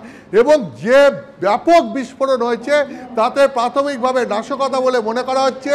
তুমি জানো যে দিল্লি কেন্দ্রীয় স্বরাষ্ট্র মন্ত্রকের অধীনে পড়ে এবং ইতিমধ্যেই কেন্দ্রীয় স্বরাষ্ট্রমন্ত্রী অমিত শাহ তিনি দিল্লির পুলিশ কমিশনারের সাথে কথা বলেছেন, আইবি চিফের কাছ থেকে খোঁজখবর নিয়েছেন এবং একই সঙ্গে গুরুত্বপূর্ণ হচ্ছে এনআইএর ডিজিকে তিনি একটা টিম ফর্ম করে ঘটনাস্থলে গিয়ে পুরো ঘটনার তদন্তের নির্দেশ দিয়েছেন। অর্থাৎ এটা থেকে বোঝা যায় যে কেন্দ্রীয় সরকারও এই ঘটনার নেপথ্যে সন্ত্রাসবাদীদের হাত রয়েছে এরকমটাই সন্দেহ করছে, সেই কারণেই এনআইএকে তদন্তের দায়িত্ব দেওয়া হয়েছে এবং একই সঙ্গে এনএসজিকে পাঠানো হয়েছে যে ওই জায়গায় আর কোথাও কোনো আরও বিস্ফোরক রাখা আছে কিনা এটা খুঁজে বের করার জন্য। এবং তোমাকে শেষ করবো এইটা বলে যে এই ঘটনার পর সারা দেশ জুড়ে সতর্কতা জারি করা হয়েছে, শুধু দিল্লি নয়, মুম্বাই এমনকি আমাদের কলকাতাতেও সতর্কতা জারি করা হয়েছে। তার কারণ এটা এখনও বোঝা যাচ্ছে না যে অনন্তনাগ থেকে ফরিদাবাদ পর্যন্ত যে জৈশ-ই মোহাম্মদের মডিউলটা ধরা পড়েছিল, যে পড়েছে আজকে, সেই মডিউলেরই কাজ এই দিল্লির বিস্ফোরণও কিনা, বা এই মডিউল বা যে মডিউল দিল্লির বিস্ফোরণের ঘটনাটা ঘটিয়েছে তারা দেশের অন্যান্য জায়গায় বা দিল্লির অন্যান্য জায়গাতেও এইরকম ফের বিস্ফোরণ ঘটানোর পরিকল্পনা করেছে কিনা, সেই কারণেই সমস্ত জায়গায় লাল সতর্কতা জারি করা হয়েছে। এই সতর্কতার বাইরে শুধু দিল্লির পাশাপাশি শুধু মুম্বাই নয়, আমাদের কলকাতাতেও এই মুহূর্তে সতর্কতা জারি করা হয়েছে। একেবারে আমি দর্শকদের মনে করিয়ে দেবো যে 2008 সালে কিন্তু 26/11 সেই ভয়ঙ্কর ঘটনা হয়েছিল এই নভেম্বর মাসে। আর আজকে যেটা ঘটলো 6:52 ঠিক কী ঘটেছে দ্রুত এক নজরে যারা এই মুহূর্তে টেলিভিশন সেটের সামনে বা স্ক্রিনের সামনে এসেছেন তাদের জন্য দেখাবো। সোমবারের সন্ধে তীব্র বিস্ফোরণে কেঁপে উঠল রাজধানী দিল্লি। লালকেল্লা মেট্রো স্টেশনের সামনে বিস্ফোরণ, পুড়ে খাক হয়ে গেল একের পর এক গাড়ি, একাধিক মৃত্যু হয়েছে। हम लोग मौके पर मौजूद हैं जहां पर अब से कुछ देर पहले धमाका हुआ और काफी सीरियस धमाका जो है बताया जा रहा है। अब ऐसे में उस जगह को सील कर दिया गया है, कॉर्डन ऑफ कर दिया है और आसपास जांच की जा रही है। बड़ी बड़ी जो एजेंसीज हैं, चाहे वो सिक्योरिटी की एजेंसी हो या फिर दिल्ली पुलिस हो, सभी मौके पर मौजूद हैं। आज करीब 6:52 पे एक यहाँ पे रेड लाइट पे एक स्लो मूविंग व्हीकल जो रेड लाइट की तरफ आके रुका था, उसमें एक ये एक्सप्लोजन हुआ है। उस वक्त गाड़ी के अंदर जो पैसेंजर्स उसके अंदर ही थे और इस एक्सप्लोजन से जो है आसपास की गाड़ियों में भी क्षति हुई। जैसे ही इसकी खबर मिली हम सारी एजेंसीज जो है Delhi police, FSL, NIA, NSG, उनकी टीम्स यहाँ पे आ चुकी हैं और हालात का जायजा भी ले रही है। हर तरीके से इस जो है एक्सप्लोजन के बारे में जांच की जा रही है। आवाज़ आई, धमाका हुआ तो मैं दुकान पे बैठा था, पीछे मेरी दुकान है, यहीं पे दुकान है, यहीं पे तो मैं चेयर पे बैठा हुआ था। एकदम से अचानक इतनी तेज धमाका हुआ कि मेरे लाइफ में इतनी तेज मैंने अपनी आवाज़ के भी नहीं सुना। धमाके के दहल पे मैं 3 बार गिरा हूँ, उठाऊँ फिर गिरा हूँ, उतार से धरती फटने वाला है, इतनी तेज धमाका हुई है। ठीक है, तो मैं दुकान छोड़ करके एकदम से भागा। कुछ टाइम ऐसा लग रहा था कि हम कुछ पल में दूसरा धमाका हुआ था, हम मरने वाले हैं। ऐसा लग रहा कि हमें बचने का चांस, ऐसा लग रहा कि मौत को मुंह से देख रहे हैं, इस तरह से नजारा था। দমকল আগুন নেভানোর কাজ শুরু করার পর মিলতে শুরু করে একের পর এক মৃতদেহ। फिर यहाँ पे साइड में हमने देखा इंसान का हाथ पड़ा हुआ, पूरा फटा हुआ। फिर आगे उस साइड देखा तो फेफड़ा पड़ा हुआ इंसान का। तो इतना ये आदमी सोच भी नहीं सकता कि एकदम से हुआ तो क्या हुआ इंसान। বিস্ফোরণের পরই দিল্লি জুড়ে হাই অ্যালার্ট জারি করা হয়েছে। हमको नहीं, हम ये देखे लपट देखा, अपने छत से देखा, तभी मैं नीचे उतर के आया कि जरा देखो कहाँ है। और तो पता नहीं किसी तरह की कोई आवाज आपने सुनी? बहुत जोर आवाज आई, बिल्डिंग खिड़की हिल गई, खिड़की हिल गई। आपका घर कितना दूर है? ये रहा गुरुद्वारे के पास। ঘটনাস্থলে পৌঁছেছে এনআইএ এনএসজি, তদন্ত শুরু করেছে দিল্লি পুলিশ, রয়েছে স্পেশাল সেল ক্রাইম ব্রাঞ্চ। এর পেছনে কারা, কিভাবে ঘটল বিস্ফোরণ, খতিয়ে দেখা হচ্ছে। এবিপি আনন্দ। দ্রুত একবার সরাসরি চলে যাব কর্নেল পৃথ্বীরঞ্জন দাসের কাছে। এখনো পর্যন্ত যা দেখছেন মোডাস অপারেন্ডি কি বুঝছেন এই ব্লাস্টে? আমি আমার বক্তব্য রাখার আগে আমি একটি ছোট্ট কমেন্ট করতে চাই। এইমাত্র আমি শুনলাম একটি রাজনৈতিক দলের প্রতিনিধি যে আপনাদের এখানে বসে আছেন, উনি যেইভাবে ব্যাখ্যা দিলেন এটা অত্যন্ত দুর্ভাগ্যজনক। কারণ ওনার এই বক্তব্য হয়তো বাংলাদেশের মৌলবাদী টিভিতে বা পাকিস্তানের মৌলবাদী টিভিতে উল্লাসের সঙ্গে দেখছে যে ভারতবর্ষে এরকম এলিমেন্ট আছে, যে ভারতবর্ষের আভ্যন্তরীণ নিরাপত্তা যখন আজকে একটা থ্রেটের মধ্যে এসছে, ওনারা ক্ষুদ্র রাজনীতিতে ব্যস্ত। আচ্ছা, এখন এই যে মোডাস অপারেন্ডি এটা হওয়ার ছিল, কারণ আমরা যখন এতদিন চাকরি করেছি আমরা সবসময় দেখেছি ওদের হয়তো 100টা অ্যাটেম্পটের মধ্যে 99টা বা 98টা অ্যাটেম্পটকে ফয়েল করে সিকিউরিটি ফোর্স, ইন্টেলিজেন্স ডিপার্টমেন্ট। প্রতি 100টা বা 200টাতে একটা বা দুটোই সাকসেসফুল হয়। এইটা ওয়ান অফ দ্যাট ইভেন্ট হতে পারে। কিন্তু এটা আমাদের মনে রাখতে হবে যে এই সিরিজ অফ সার্চ অলরেডি চলছিল। ফরিদাবাদে ধরা পড়লো, যেটা সুব্রতবাবু আপনি বললেন কিছুদিন আগে, কিছুক্ষণ আগে, এবং তারই লেশে তাতে মিলিটেন্টরা করে কি, যখন ওরা দেখছে তাদের বিভিন্ন জায়গার স্টক ধরা পড়ছে, ওদের কাছে যেই স্টকটা পড়ে আছে সেইটাকে যারা ওখানকার স্লিপার সেল আছে তারা এটাকে ইমিডিয়েট ব্যবহার করে। এবং একটা আর দিল্লিতে মনে রাখতে হবে গাড়ি চলে কত সংখ্যা। আপনি কলকাতা, মুম্বাই এবং মাদ্রাসের টোটাল ব্যাঙ্গালোরে গাড়ি মিলে যত গাড়ি দিল্লিতে, তার মধ্যে প্রায় 1 কোটির উপর গাড়ি চলে। 100% সার্ভেলেন্স করা সম্ভব নেই। কিন্তু এখন প্রশ্ন হলো তাহলে ঠিকই কর্নেল দাস, কিন্তু পাশাপাশি তো এটাও মানতে হবে যে লালকেল্লা যেখান থেকে দেশের প্রধানমন্ত্রী ভাষণ দেন, আমি বলছি এটা আপনার সঙ্গে আমি একমত যে নাগরিক পিছু তো পুলিশ দেওয়া যায় না, নাগরিক পিছু ইন্টেলিজেন্সও হয় না, কিন্তু দেশের প্রধানমন্ত্রী যেখান থেকে তার স্বাধীনতা দিবসের বক্তৃতা দেন সেই লালকেল্লা মেট্রো স্টেশন এবং লালকেল্লার গায়ে ওই এলাকাটা তো ভিভিআইপি জোন, এটা তো আপনি মানবেন না? আপনি যে বাজারটার কথা বলেছেন লাজপত রায় মার্কেট, একদম আপনারা যদি কেউ গিয়ে থাকে ওটা সবচেয়ে বেশি ক্রাউডেড চাঁদনি চকে। সেখানে অর্থনৈতিক দিক থেকে একদম ইলেকট্রনিক্স বাজার, কাস্টমারের সংখ্যা বেশি। হ্যাঁ, এবং ওইখানে যে কি পরিমাণ গাড়ি চলে, সব ধর্মের লোকে যাতায়াত করে, সেইখানে যারা একবার গিয়েছে তারা জানে। তার মধ্যে থেকেও একটা দুটো গাড়ি বা মিলিটারি অ্যাকশন হতে পারে, এইটা একদম রুল আউট করা যায় না। এইটা নিয়ে একমাত্র হচ্ছে এটা ডিটারেন্ট এফেক্ট, যে যারা এটাকে অরিজিনেট করছে তাদের ধরতে হবে। আমি কিছুদিন আগে নিউ ইয়র্কে যে জামায়াতে ইসলামীর নেতা সৈয়দ আব্দুল্লাহ মোহাম্মদ তাহের এই দুদিন আগে বলেছেন যে আমাদের 50 লক্ষ বাংলাদেশি জেহাদি তৈরি, তারা ভারতীয় সেনার সঙ্গে বাংলাদেশে যদি যুদ্ধ হয় সারা করবে, বাকিটা সারা ভারতবর্ষে ঢুকে। ওরা নিউ ইয়র্কে স্টেটমেন্ট দিয়েছে, নিউ ইয়র্ক টাইমসে বেরিয়েছে এটা, যে ওরা গজবে হিন্দ মানে ভারত জয়ের ভূমিকা নেবে। তো আর এইদিকে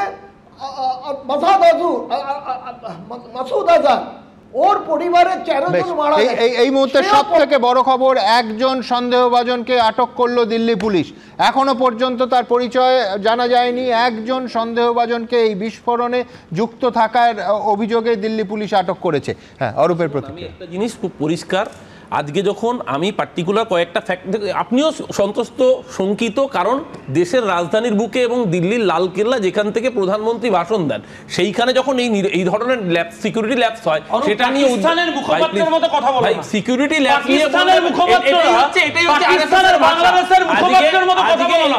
তোমাদের মতো রাজনৈতিক দলকে ব্যান করা উচিত ভারতবর্ষে। এই যে ভদ্রলোক, তুমি তৃণমূল কংগ্রেসের অফিশিয়াল স্ট্যান্ড, ভাই তুমি মাঝখানে কেউ এই সময় এই ধরনের টার্গেট। আচ্ছা, এই মুহূর্তে আমি সবার কাছে যাব, তার আগে যেটা সবার থেকে গুরুত্বপূর্ণ তর্ক বিতর্ক থেকে জানানো যে আহতর সংখ্যা বেড়ে এখন জানা যাচ্ছে 30। আবার বলছি মৃতের সংখ্যা 8, আহতের সংখ্যা 30। কিছুক্ষণ আগেই 24-এ ছিল সংখ্যাটা। কদিন আগে আমি দেখছি, সুমন তোমার মনে থাকবে উত্তর 24 পরগনায় বোমা নিয়ে ব্রিজের ওখানে ধরা পড়েছিল। আরে তো গ্রেফতার হয়েছে, অ্যাকশন হচ্ছে, আপনাদের তো পুলিশকে পাওয়া যায় না, তখন আপনাদের প্রমোট করে বলেন টিভি বিস্ফোরণ হচ্ছে। খাগড়াবাড়ি কি বলেছিল তখন? এই গ্যাস সিলিন্ডার বিস্ফোরণ। তখন ওনারই এরপরে আবার আপনারা কথা বলছেন, ওনারই স্টেটমেন্ট ছিল যে সরকারের ইন্টেলিজেন্স ফেলিওর। এখানে মমতা ব্যানার্জি সরকারকে সমালোচনা করছেন, মমতা ব্যানার্জি বাংলাদেশের স্পোকসপারসন কি হচ্ছে শুনুন, কেউ গোটা কথা বলতে পারবে না। এইরকম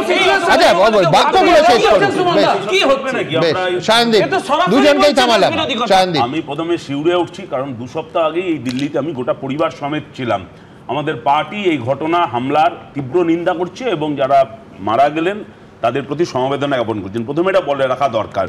কিন্তু এখন আমার কথা হলো যে কাশ্মীর থেকে সন্ত্রাসের এপিসেন্টারটা দিল্লিতে ঢুকে যাচ্ছে, দেশের রাজধানী লালকেল্লা, যেখানে প্রধানমন্ত্রী ভাষণ দেন, সেখানে 2000 কেজির ওপর বিস্ফোরণ, AK-47 পিস্তল।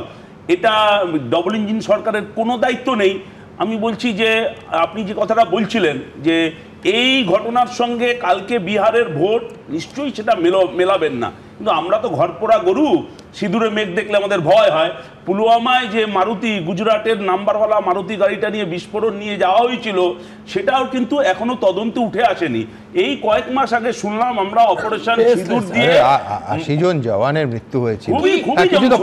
এখনো পর্যন্ত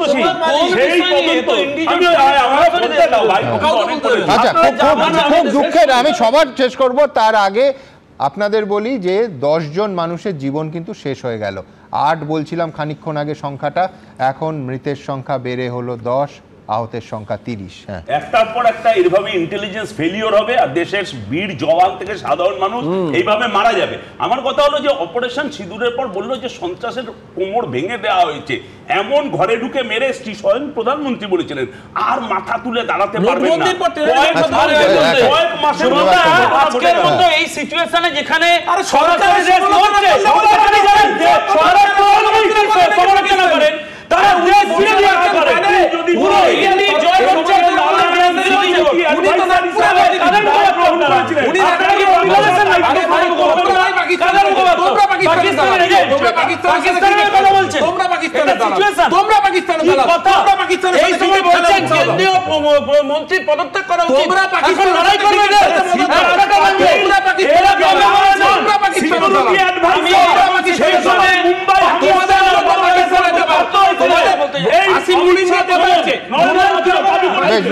ক্যাকোফোনির বাইরে আমি বলছি রাজনৈতিক লড়াই। আপনারা আশঙ্কা করছিলেন যে রাজনৈতিক লড়াই শুরু হয়ে যাবে না, তো ইতিমধ্যে কিন্তু পক্ষে বিপক্ষে রাজনৈতিক লড়াই শুরু হয়ে গেছে। শোনা যাচ্ছে তৃণমূল সাংসদ কল্যাণ বন্দ্যোপাধ্যায় অমিত শাহর পদত্যাগ দাবি করেছেন।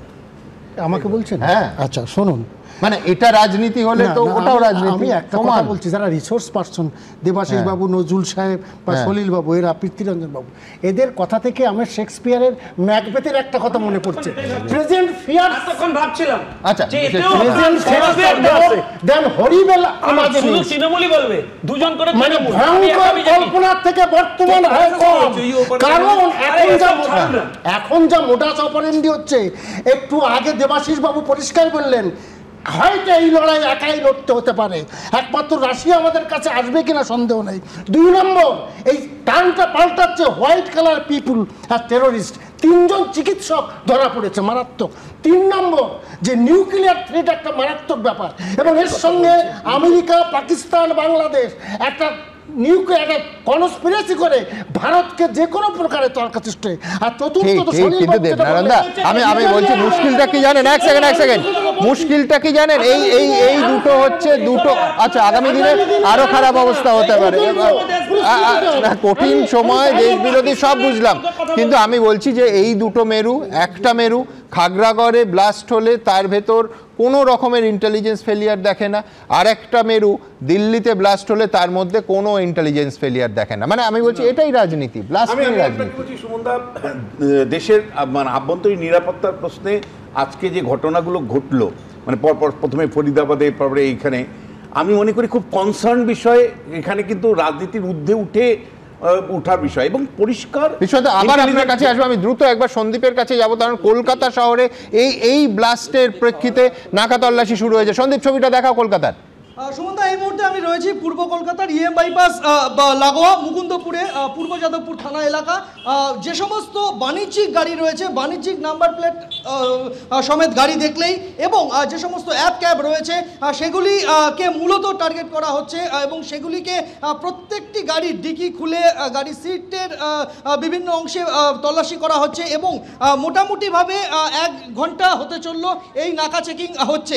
শুধুমাত্র আমি যে অংশে রয়েছি পূর্ব যাদবপুর থানা এলাকা, ইএম বাইপাস সংলগ্ন এলাকা বা মুকুন্দপুরের একটি অংশে, শুধু এই জায়গায় নয়, বিভিন্ন জায়গাতে তা সে সরকারি গাড়ি হোক, এখানে আমরা দেখতে পাচ্ছি একজন চিকিৎসকের লোগো লাগানো গাড়ি রয়েছে, গভর্নমেন্ট অফ ওয়েস্ট বেঙ্গল লেখা রয়েছে, সেই সমস্ত গাড়িকেও তল্লাশি করা হচ্ছে। গাড়ির ভেতরে গাড়ির ডিকি খুলে দেখা হচ্ছে। পরপর এখানে আমরা দেখতে পাচ্ছি যে গাড়ির লাইন পড়ে গিয়েছে, এখানে পুলিশ কর্মীরা তারা এখানে সেই নাকা তল্লাশি চালাচ্ছেন। মোটামুটিভাবে দিল্লিতে এই বিস্ফোরণের ঘটনা সামনে আসার আধ ঘন্টা থেকে 40 মিনিটের মধ্যেই কিন্তু বিভিন্ন জায়গাতে কলকাতা জুড়ে এই নাকা তল্লাশি শুরু হয়েছে। শুধুমাত্র কলকাতা কেন বলবো, বিভিন্ন বড় শহর থেকে এরকম খবর আসছে যে তল্লাশি চলছে বিভিন্ন জায়গায়। আমরা এই মুহূর্তে কলকাতা যে অংশে রয়েছি সেখানে এইভাবেই কিন্তু রাস্তায় এই সমস্ত কমার্শিয়াল গাড়ি যেগুলো রয়েছে, এমনকি আমরা দেখেছি যে হলুদ ট্যাক্সি, তাকেও কিন্তু এই মুহূর্তে এই জায়গা দিয়ে পেরোলে তল্লাশির মুখে পড়তে হচ্ছে, এবং পূর্ব যাদবপুর থানার পুলিশ কর্মী। ধন্যবাদ সন্দীপ। আমি দর্শকদের জানিয়ে রাখি যে মুম্বাই, উত্তরপ্রদেশ, উত্তরাখণ্ড এই রাজ্যগুলোতে হাই অ্যালার্ট জারি করা হয়েছে। বিশ্বনাথ চক্রবর্তীকে যেখানে থামিয়েছিলাম সেটা হচ্ছে অভ্যন্তরীণ সুরক্ষা এবং রাজনীতির টানাপোড়েন। এবং আমি আপনাকে বলছি, আজকের ঘটনাটা কিন্তু পরিষ্কার একটা ইন্টেলিজেন্ট ফেলিওর। এটা নিয়ে আমার মনে হয় না কোনো বিতর্ক থাকবে, কারণ দিল্লির মতন হাই অ্যালার্ট এলাকাতে, ওরকম জনবহুল এলাকাতে এতগুলো এজেন্সি কাজ করছে, সেখানে তারা বের করতে পারছে না। এটা একটা কমপ্লিট ফেলিওর, এটা নিয়ে আমার কোনো দ্বিধা নেই। কিন্তু একই সাথে আমি প্রশ্ন রাখতে চাই যে ধরুন আভ্যন্তরীণ নিরাপত্তাকে যদি আপনার বাড়াতে হয়, তাহলে পুলিশের তো ম্যান পাওয়ার বাড়াতে হবে। এই যে আপনি আমার রাজ্যে দেখাচ্ছিলেন, আমার রাজ্যে 40% পুলিশের পদ শূন্য আছে। আপনি ট্রেন ছাড়া সিভিক ভলেন্টিয়ার দিয়ে কাজ চালাচ্ছেন, আপনি আভ্যন্তরীণ নিরাপত্তাটা কখন বাড়াতে পারবেন? আপনার যখন পুলিশিং ঠিক মতন হবে, তা আপনার পুলিশে তো আপনি নিয়োগ করছেন না, পুলিশের ইনফ্রাস্ট্রাকচার ডেভেলপমেন্ট করছেন না। রাজ্যগুলো নিয়ে সারা দেশ হয়, ফলে রাজ্যগুলোর যে মডার্নাইজেশন দরকার, মানে পুলিশ প্রশাসনে মডার্নাইজেশন দরকার, ম্যান পাওয়ারিং দরকার। আপনি নির্বাচনী রাজনীতির জন্য খেলামেলাতে টাকা ব্যয় করছেন, পুলিশ প্রশাসনের জন্য আপনি কি ব্যয় করছেন? নিয়োগ আপনি ঠিক মতন করছেন। এবং একই সাথে আপনাকে বলছি, আভ্যন্তরীণ নিরাপত্তা এমন একটা বিষয় সুমনদা, যেখানে কম্প্রোমাইজ করা যায় না ভোটের রাজনীতির সাথে। কেন আমি বলছি, আমি ব্যক্তিগতভাবে মনে করি যে এই যে এসআইআর হচ্ছে, এটা আমি এটার সাথে কন্টেস্ট না করেই বলছি। আমি ব্যক্তিগত মনে করি অবৈধ যদি কোনো নাগরিক থাকে ভারতবর্ষের নিরাপত্তার জন্য, তিনি অবশ্যই থ্রেট। কারণ আমি জানি না সে আননোন তার অবস্থা। আমি মনে করি যে আমি একই সাথে মনে করি যে মানে একটা ইন্টিগ্রেশন, মানে দেশের সরকারের সাথে রাজ্য স্তরের সরকারগুলো থাকবে না কেন? আমাদের যেটা ল্যাপস হচ্ছে সেটা হলো মানে ইন্টেলিজেন্স জায়গা থেকে নিশ্চয়ই এখানে মানে কোঅর্ডিনেশন অভাব হচ্ছে। রাজনীতিতে যেভাবে বিচ্ছিন্ন অবস্থান তৈরি হচ্ছে কেন্দ্র এবং রাজ্যগুলোর মধ্যে, মানে রাজনৈতিক কারণে প্রশাসনিক জায়গা থেকে কতটুকু ইন্টিগ্রেশন আছে আমার কেন্দ্র সরকার এবং রাজ্য সরকারের কোঅর্ডিনেশন। অবৈধ নাগরিক আসছে তো পাকিস্তান থেকে, এক্ষেত্রে তাহলে সেই জায়গায় সিকিউরিটি ল্যাপসের বলে বাংলাদেশ থেকেও তো আসতে পারে, বাংলাদেশ থেকেও তো আসতে পারে। বলছি আমি শেষ করতে দিন কাইন্ডলি। আর তোমার জানিয়ে রাখি, আমরা সবাই জানি পাকিস্তানের সঙ্গে এখন বাংলাদেশের দারুণ সম্পর্ক।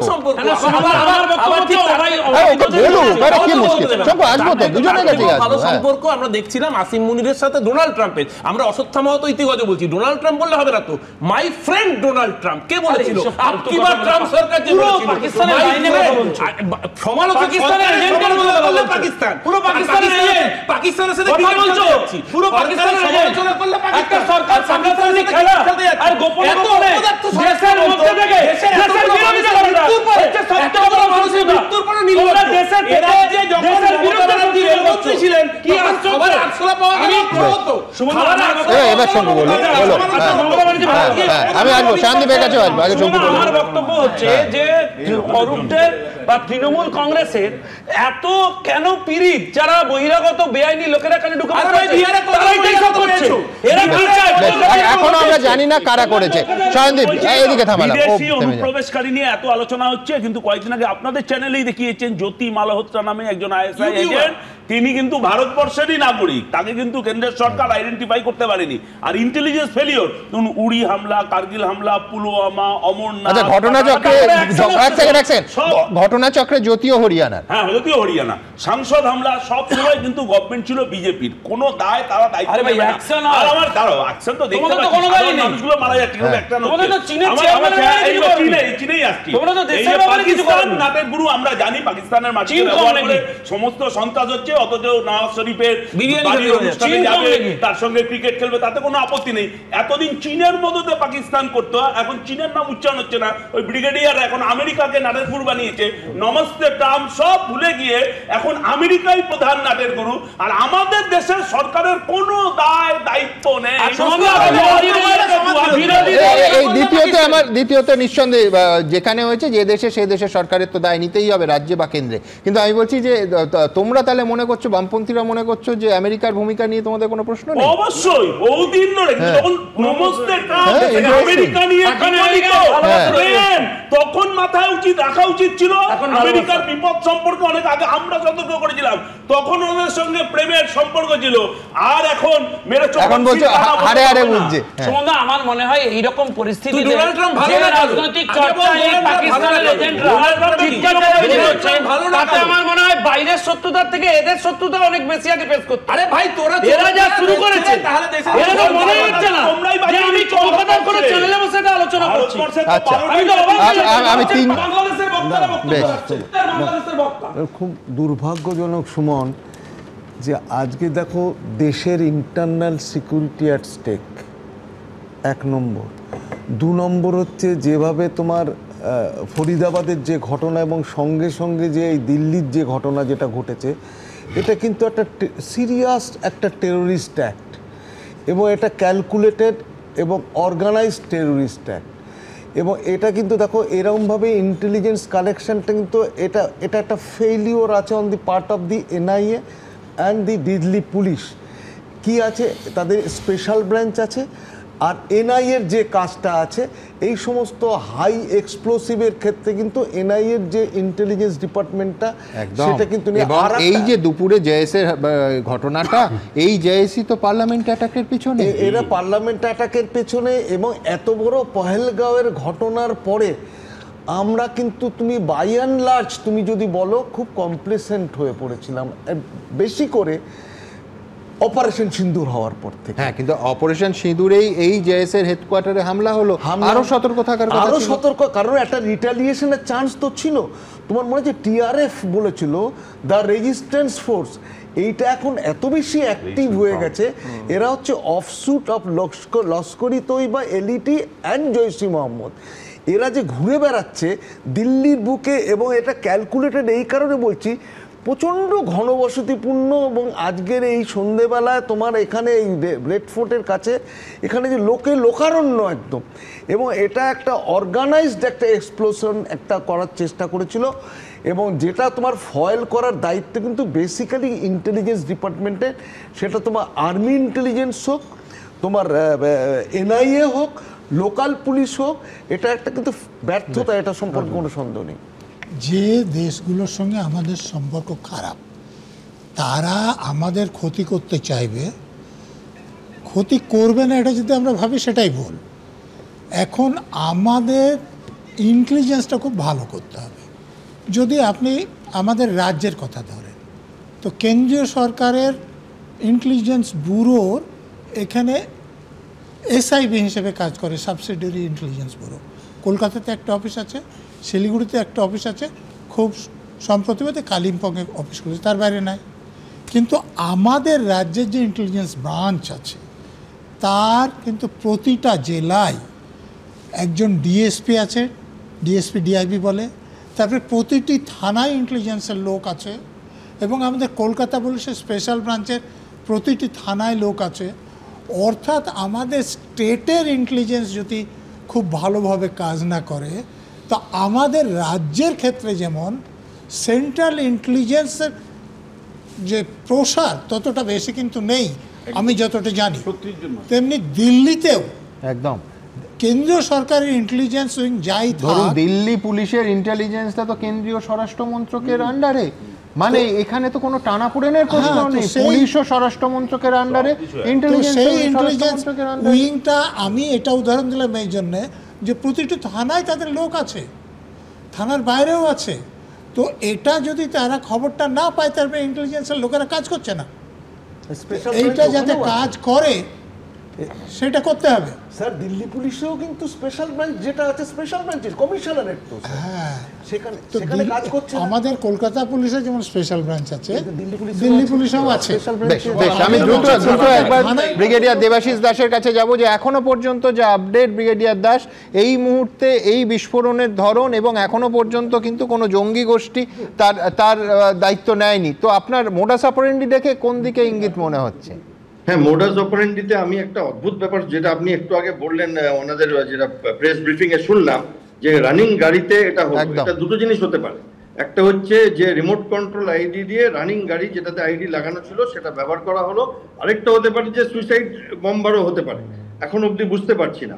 তবে কোনো দেশ যে দায়িত্ব নিচ্ছে না বা কোনো অর্গানাইজেশন, সেটা কিন্তু আমি এক্সপেক্ট করছিলাম, কারণ পাকিস্তান এখন সার্ভাইভ করছে ডিনায়াবিলিটির জন্য, এবং ডিনায়াবিলিটির ওপরে ওরা সার্ভাইভ করবে, না হলে ভারতের যে উগ্রপন্থা সেখানে হয়তো আঘাত হানতে পারে। এবং আমার ব্যক্তিগত মতামত, আমি খুশি হব, এবং যখন অফ সিন্দুর হয়েছিল তখন সবাই যখন আনন্দ করছিল, আমি তখন বলেছিলাম যে পাকিস্তান আর্মিকে অ্যাটাক করতে হবে, তাদের মাইন্ডসেটটাকে অ্যাটাক করতে হবে, না হলে হবে না, এবং সেইটাতে আমি খুশি হব। এবার আরেকটা কথা এখানে বলতে চাই যে দেখুন, আমি বিশেষজ্ঞ, আমি ভারতের অনেক সময় সেন্ট্রাল গভর্নমেন্টের ব্যাপারগুলোতে ছিলাম বলে বুঝি বলে সাপোর্ট করি, কিন্তু পলিটিক্যালি আমি কোনো দলকে সাপোর্ট করি না। যেমন একটু আগে যেমন উনি বললেন, আমি ওনাকে সাপোর্ট করছি, নরেন্দ্র মোদীর ট্রাম্পের সাথে হাঁটা উচিত হয়নি, পলিটিক্যালি আমি মনে করি এটা একটা ভুল। এবং আমি এটাও মনে করি আগ্রাম বাগ্রাম করে আমরা এই করেছি, আমাদের কেউ ধরতে পারেনি করে স্ট্যাটিস্টিক্স দেওয়া হয়নি, এইগুলো চুপচাপ করা উচিত ছিল। এবং সেইখানে আমি এটাও মনে করি যে চট জলদি ডিজিএমওর সাথে কনফারেন্স করে যুদ্ধটাও বন্ধ করে দেওয়া উচিত হয়নি, পরিষ্কার বলছি। কারণ আমার শঙ্কুদা বা অন্যান্যরা যেমন এক একটা পলিটিক্যাল দলবদ্ধ দায়বদ্ধতা থাকে, আমার সেটা নেই, আমি নিউট্রাল, এবং এগুলো পলিটিক্যাল ভুল মনে করি আমি।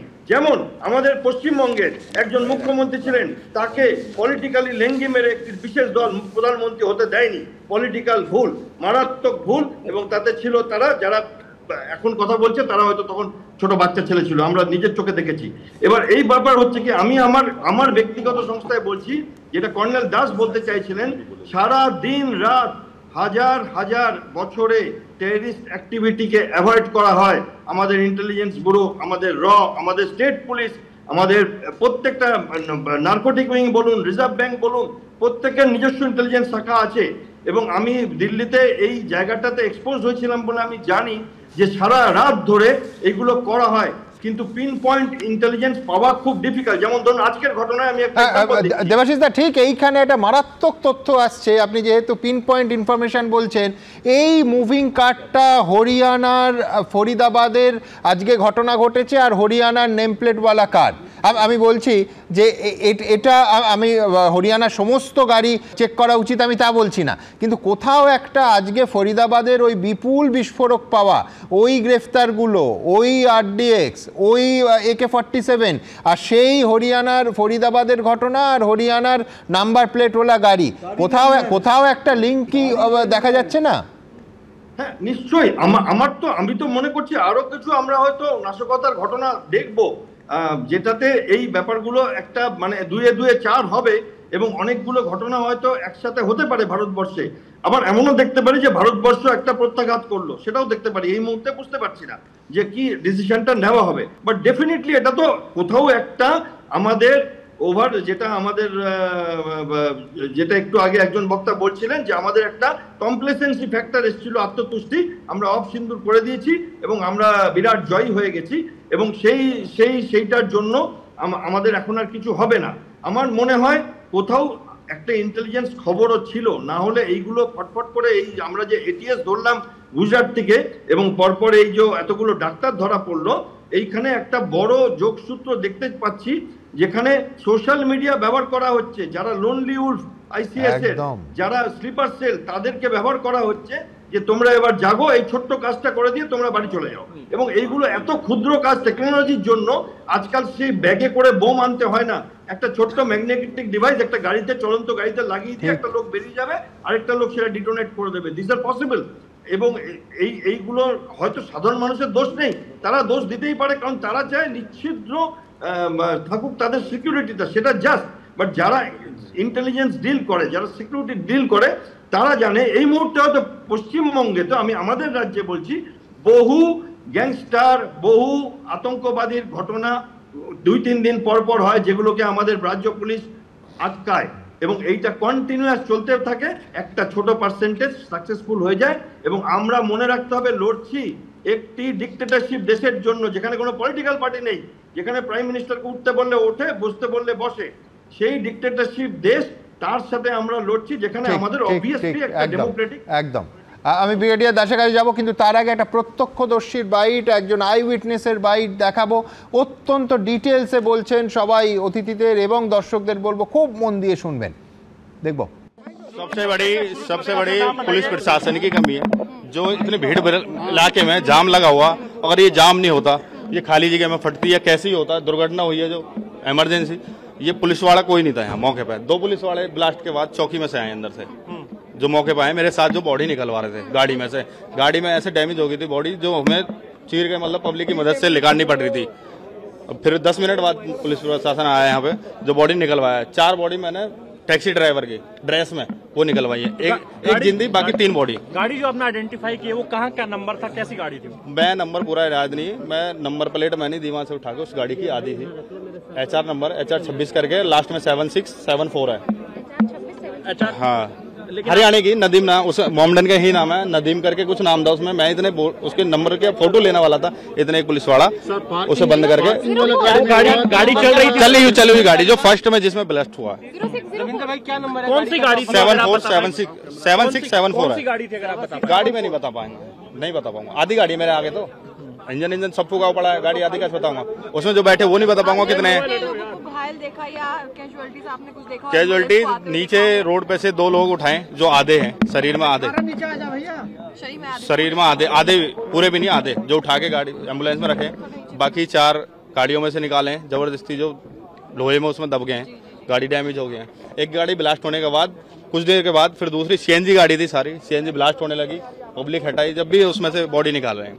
पहली जो गाड़ी में धमाका वो कितनी तेज था धमाका, जो पहली गाड़ी में? गाड़ी में इतना तेज धमाका था, यहाँ से मैं कह रहा हूँ 1 किलोमीटर तक धमाका गया है, इतना तेज धमाका था। कितनी देर बाद यहाँ पर जो है दमकली गाड़ी और प्रशासन? 10 मिनट बाद सब आए। 6:50 में मैंने फोन, जब मैं मेट्रो में जाने लगा 6:50 में धमाका हुआ है। उसके 10 मिनट बाद, 10 मिनट में तो हमने बॉडी सब निकाल दी थी। आपने कुल कितनी बॉडीज निकाली? मैंने 4 बॉडी गाड़ी में से निकाली, 2 बॉडी रोड से उठाई है। 6 बॉडी निकाली। 10-12 गाड़ी खत्म है मौके पे जो थी, जिनका कोई वो नहीं है चलने वाला, और पब्लिक की कुछ नहीं कह सकती। रोड पार्क हो रहा था, मौके पर पुलिस प्रशासन हो, ये रोड पे जो ठेलियां लगती है, ভিড় ভড়াক होता है, जाम होता है, इसकी वजह से सब। দেখুন, আবার আমি দুটো জায়গা লিঙ্ক করার চেষ্টা করব। আমরা এখনো জানি না যে সত্যি দুটোর মধ্যে যোগাযোগ আছে কি না, কিন্তু নিঃসন্দেহে ঠিক যেখানে ব্লাস্ট হলো তার 30 কিলোমিটার দূরে হরিয়ানার ফরিদাবাদে, সেখানে বিপুল বিস্ফোরক, আবার বলছি 10-5 কেজি নয়, একেবারে 2900 কেজি বিস্ফোরক পাওয়া গেল, যার একটা অংশ RDX তৈরি করতে ব্যবহৃত হয়। একাধিক পিস্তল পাওয়া গেল, AK-47 এর মতো স্বয়ংক্রিয় রাইফেল পাওয়া গেল, 3 জন চিকিৎসক এবং 8 জনকে গ্রেফতার করা হলো। কোথা থেকে? হরিয়ানার ফরিদাবাদ থেকে। আর সেই হরিয়ানার নাম্বার প্লেট ছিল এই চলন্ত গাড়িতে। আমি দ্রুত, যারা দিনের কোনো সময় এই হরিয়ানার ডেভেলপমেন্টটা, ফরিদাবাদে কি হয়েছে জানার সুযোগ পাননি, কেন বারবার হরিয়ানার ফরিদাবাদের এই ঘটনার কথা হচ্ছে, আজকে দেখাবো। সন্ধে নামতে না নামতেই কেঁপে উঠল দিল্লির প্রাণকেন্দ্র। বিস্ফোরণ ঘটল একেবারে লালকেল্লার কাছে। মারাত্মক বিষয় হলো, এই বিস্ফোরণের কয়েক ঘন্টা আগে এই লালকেল্লা থেকে মাত্র 30 কিলোমিটার দূরে হরিয়ানার ফরিদাবাদে বাজেয়াপ্ত হয় বিপুল পরিমাণ বিস্ফোরক। 5, 10 বা 50 কেজি নয়, 2900 কেজি। মেলে একাধিক পিস্তল এবং AK-47 রাইফেল। এই ঘটনায় 3 চিকিৎসক সহ 8 জনকে গ্রেপ্তার করা হয়। তারপরই প্রশ্ন উঠতে শুরু করে, দিল্লির এত কাছে এত বিস্ফোরক মজুদের কারণ কি? তাহলে কি রাজধানীতে নাশকতার ছক? সন্ধে হতে না হতেই লালকেল্লার একেবারে কাছে ঘটল বিস্ফোরণ। যেভাবে এই বিস্ফোরকের হদিশ মেলে তাও চমকে দেওয়ার মতো। কিছুদিন আগে শ্রীনগরে পাকিস্তানি জঙ্গি গোষ্ঠী জৈশ-ই মোহাম্মদের সমর্থনে পোস্টার সাঁটার অভিযোগে এক চিকিৎসককে গ্রেপ্তার করে কাশ্মীর পুলিশ। তাকে জেরা করেই দিল্লির অদূরে ফরিদাবাদে বিস্ফোরক মজুদের হদিশ পাওয়া যায়। এই সংক্রান্ত তদন্তের জন্য কাশ্মীরের শ্রীনগর, অনন্তনাগ, সোপিয়ানে তল্লাশি চালানো হয়। হরিয়ানা পুলিশের সহযোগিতায় ফরিদাবাদে এবং উত্তরপ্রদেশ পুলিশের সহযোগিতায় সাহারানপুরে হানা দেন কাশ্মীরের তদন্তকারীরা। এরপরই ফরিদাবাদ থেকে উদ্ধার হয় বিপুল পরিমাণ বিস্ফোরক এবং অস্ত্রশস্ত্র। মেলে 20টি টাইমার, রিমোট এবং ওয়াকি-টকি। কাশ্মীর পুলিশ বিবৃতি দিয়ে জানায়, এর সঙ্গে জৈশ জঙ্গিদের যোগ রয়েছে। এই চক্রের তদন্তে এখনো পর্যন্ত 8 জনকে গ্রেপ্তার করেছে কাশ্মীর পুলিশ, যার মধ্যে রয়েছে 3 জন চিকিৎসক। এর মধ্যে 2 চিকিৎসক আদিল এবং মুজাম্মিল আহমেদ কাশ্মীরের বাসিন্দা। পুলিশ সূত্রে দাবি, মুজাম্মিল ফরিদাবাদের একটি হাসপাতালে কর্মরত ছিল। অভিযোগ, তার সাহায্যে বিস্ফোরক কাশ্মীর থেকে এনেছিল আরেক চিকিৎসক আদিল। এখন প্রশ্ন হলো, প্রায় 3000 কেজি বিস্ফোরক মজুত করা হয়েছিল কেন? আরো বড় কোনো নাশকতার উদ্দেশ্যে? কোথায়, কবে? তাই এখন জানার চেষ্টা করছেন তদন্তকারীরা। এবিপি আনন্দ। দুর্ভাগ্যের ঘটনা যে মৃতের সংখ্যা ক্রমশ বাড়ছে। এই মুহূর্তে মৃতের সংখ্যা 11, আহতের সংখ্যা 30। আমি সরাসরি নিউজ রুমে আর সহকর্মী অতনুর কাছে চলে যাব। অতনু, এই মুহূর্তে আপডেট কি আছে? দেখো, এই মুহূর্তে যেটা জানা যাচ্ছে, তদন্তে নেমে পুলিশ বিভিন্ন লোকজনের সঙ্গে কথা বলেছে, প্রত্যক্ষদর্শীদের সঙ্গে কথা বলেছে, এবং সেখান থেকে যেটা আগেই দিল্লির পুলিশ কমিশনার বলেছিলেন যে ঠিক 6:52 যখন বিস্ফোরণটা হয়, সেটা একটা ধীরে চলা গাড়িতে, যেটা রেড লাইটের কাছে এসে সিগন্যালে দাঁড়িয়ে সেই বিস্ফোরণটা হয়। এখন যেটা আরও জানা যাচ্ছে যে এই গাড়িটার হরিয়ানার নম্বর প্লেট। এখন যে তল্লাশি চলছিল কাশ্মীরের অনন্তনাগ থেকে একদম হরিয়ানার ফরিদাবাদ পর্যন্ত, তাতে যে বিস্ফোরক উদ্ধার হয় 2900 কেজি, তার মধ্যে ফরিদাবাদ থেকেই হচ্ছে 350 কেজি। এখন এই তল্লাশির পর ওই বিস্ফোরক সরানোর কাজ চলছিল না তো? এইটা যেরকম একটা সন্দেহের তালিকায় রয়েছে, ঠিক অন্য আর একটা জিনিস সন্দেহের তালিকায় রয়েছে, যে দিল্লিতে কি নতুন করে বিস্ফোরক ঢোকানো হচ্ছিল। তার কারণ এই স্লো মুভিং গাড়িতে যেভাবে বিস্ফোরণটা ঘটেছে, তা দেখে গোয়েন্দাদের অনুমান যে নির্দিষ্ট টার্গেট হয়তো ওই জায়গাটাই ছিল না, কিন্তু বড়সড় কোনো বিস্ফোরণের ছকের জন্য ওই বিস্ফোরক দিল্লিতে ঢোকানো হচ্ছিল, এবং গাড়ি ভর্তি বিস্ফোরক ছিল, এবং সেই বিস্ফোরক থেকে কোনো কারণে বিস্ফোরণটা ওইখানে হয়ে গেছে। ওই যখন সিগন্যালে দাঁড়িয়েছিল সেই সময় হয়তো ওই জায়গাটাই টার্গেট ছিল না, কিন্তু বিস্ফোরক নিয়ে আসা হচ্ছিল। দ্বিতীয়ত কি হয়েছে, ওই বিস্ফোরণের পর তুমি জানো দিল্লিতে প্রচুর সিএনজি গাড়ি, অন্যান্য গাড়িতে যখন ওই বিস্ফোরণের পর যখন আগুন লেগে যায়, তখন ওই সিএনজি সিলিন্ডার থাকার কারণে সেই গাড়িগুলোও বিস্ফোরিত হতে থাকে, ফলে পর বিস্ফোরণ ঘটতে থাকে।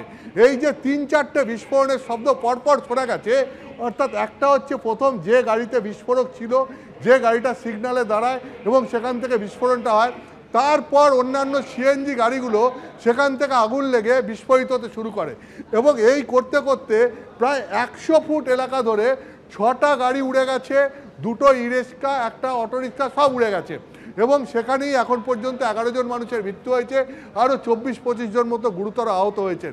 এখন এইটাই পুলিশ তদন্ত করে দেখছে যে এই গাড়িটা হরিয়ানা থেকে যে এখানে বিস্ফোরক বোঝাই হয়ে এলো, ওর টার্গেট কি ওই যেখানে বিস্ফোরণটা হয়েছে সেই জায়গাটাই ছিল, নাকি আরও বড়সড় কোনো জায়গা ছিল।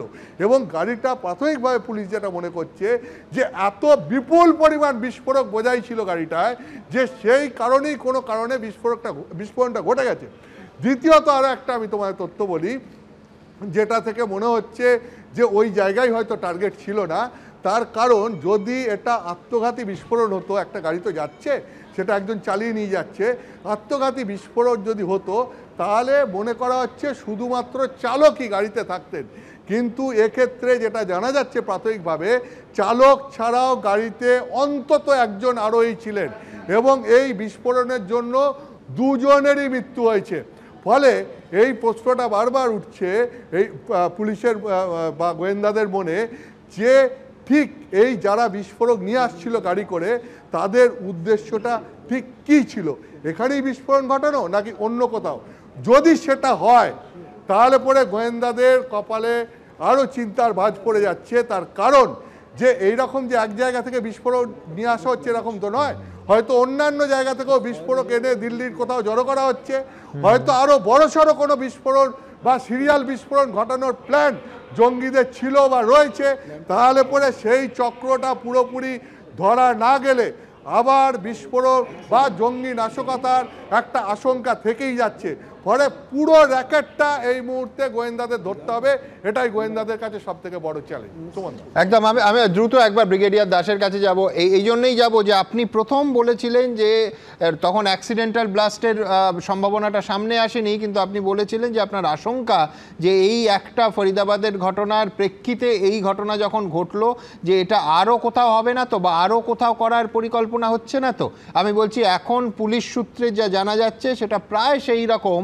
তার কারণ হয়তো একাধিক জায়গায় বা অন্য কোনো জায়গায় বড় ব্লাস্ট করার জন্য বিস্ফোরক যাচ্ছিল, এখানে ঘটনাচক্রে দুর্ঘটনা বশত এইটা ব্লাস্ট হয়েছে এবং সেই তারা তাদের গন্তব্যে পৌঁছতে পারেনি। হয়তো আরও বিগার কোনো প্ল্যান, আরও বৃহত্তর কোনো পরিকল্পনা ছিল। দেবাশিস দা, হ্যাঁ একদম টেকনিক্যালি আপনি যেটা অতনু বলছিলেন আমি ওনার সাথে সহমত যে যদি সুইসাইড হতো তাহলে হয়তো একজনই যেত, একটা দল বেঁধে সুইসাইড অ্যাটাক করবার জন্য গাড়িতে যেত না, এবং হয়তো টেকনিক্যালি এটা অন্য কোনো আরো ক্রাউডেড প্লেসে নিয়ে যাওয়া হচ্ছিল এবং সেখান থেকে মানে একটা প্রিএমটিভ ডিটোনেশন হয়ে যায় বাই মিস্টেক।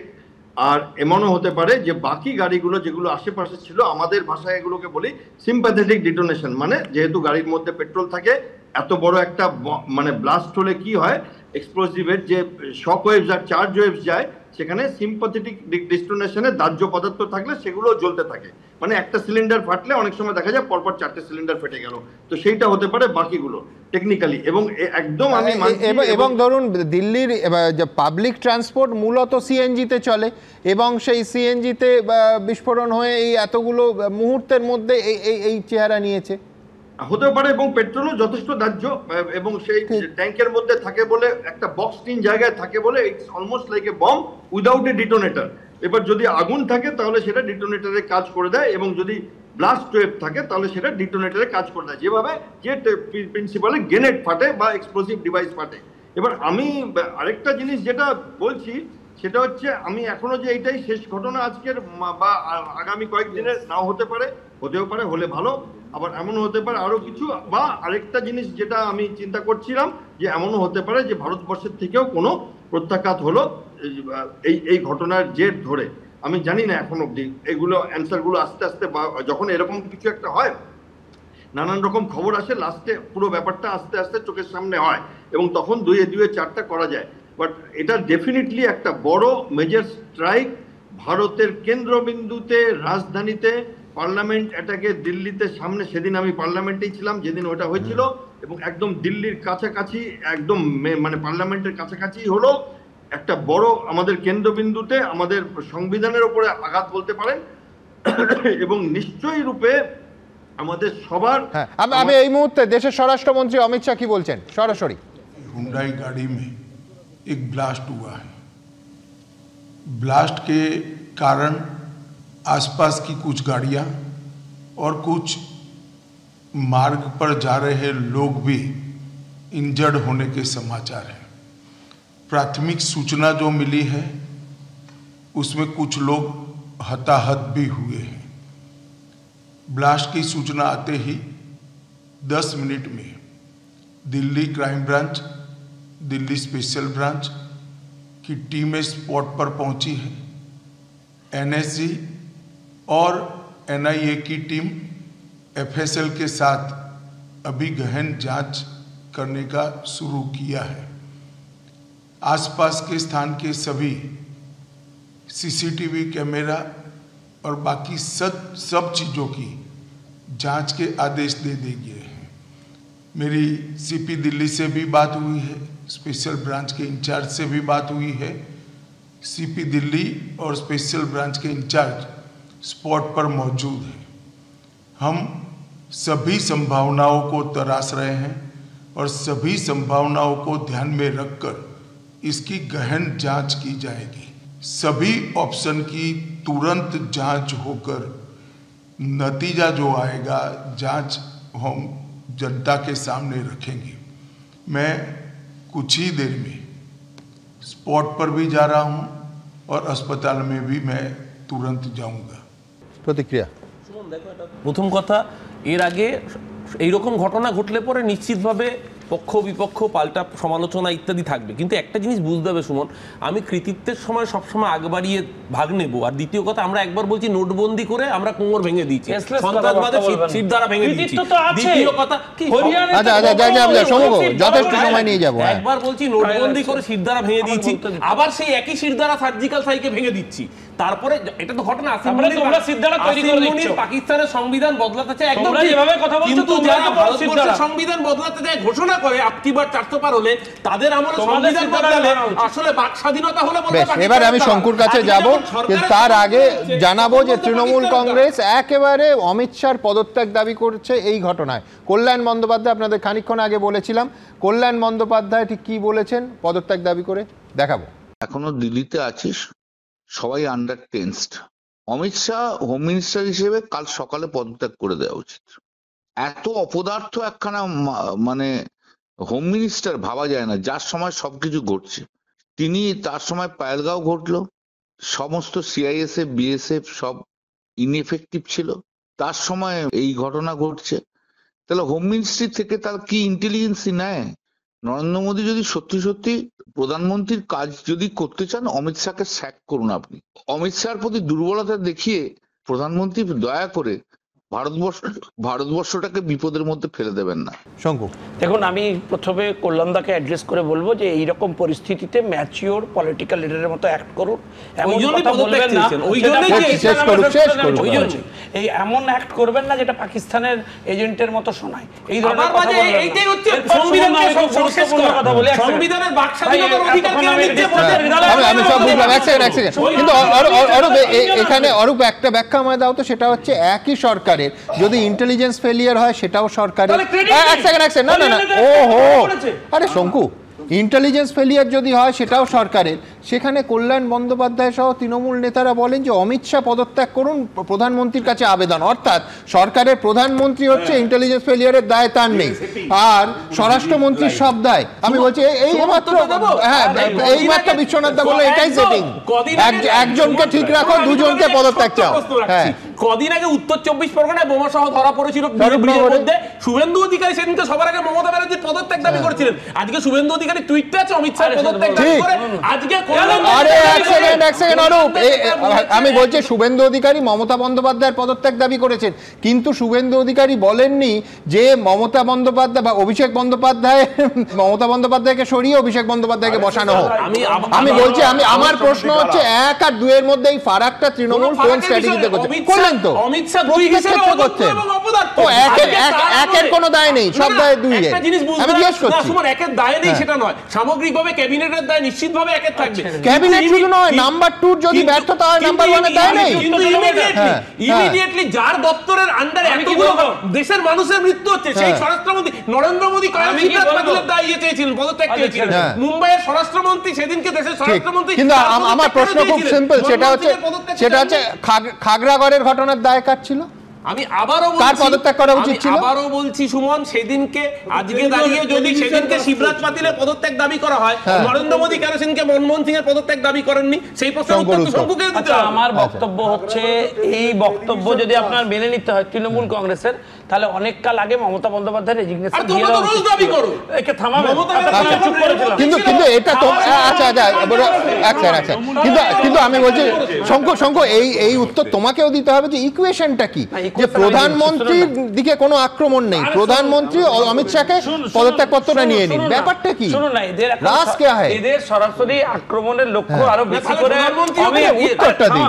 এদের অতি আক্রমণের কারণ একটাই, কারণ যেহেতু অমিত শাহজি কোনোভাবেই হচ্ছেন রাজনৈতিকভাবে তৃণমূলকে এক কুচি এখানে জমি ছাড়ছেন না, প্রধানমন্ত্রী জমি ছাড়ছেন না, কিন্তু অমিত শাহকে এরা মনে করেন যে সরাসরি উনি হচ্ছেন স্বরাষ্ট্রমন্ত্রী, ইডি বা হচ্ছে সিবিআই বা অন্যান্য এজেন্সি কড়াভাবে কিন্তু তোমার কথাই মেনে নিচ্ছি, কিন্তু আমি বলছি এসআইআর সেটা তো অমিত শাহর নির্দেশে হচ্ছে না, সেখানে অমিত শাহ দায়ী, অমিত শাহর পদত্যাগ, কিন্তু প্রধানমন্ত্রী নিয়ে কোনো কথা নেই। না, আপনি ভুল করছেন, জানতে হবে তো। না, এরা স্টেপ 1 থেকে শুরু করেছে, এরা প্রথম অমিত শাহকে টার্গেট করেছে, এরা প্রধানমন্ত্রীকে কোমরে দড়ি বেঁধে নেবেন বলেছিলেন, আপনি ভুলে গেছেন। তারপর আমি বলিনি, তারপরে গঙ্গা দিয়ে তো অনেক জল গড়িয়ে গেল। জল গড়ানোর পর বিবেচ্য একটাই যে দড়ি বালতি কিছুই আর দেখতে পাচ্ছি না। কলকাতার বুকে দাঁড়িয়ে অমিত শাহ বলে গেছিলেন যে এখানে বর্ডারে জমি এনারা দেন না, যার জন্য অনুপ্রবেশকারীরা এখানে ঢোকে, বর্ডারের জমি উনি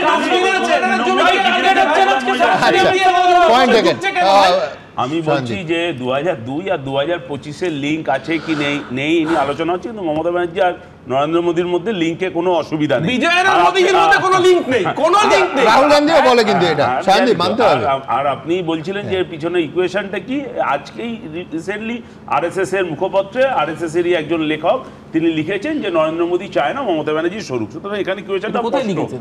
আরএসএস এর মুখপত্র।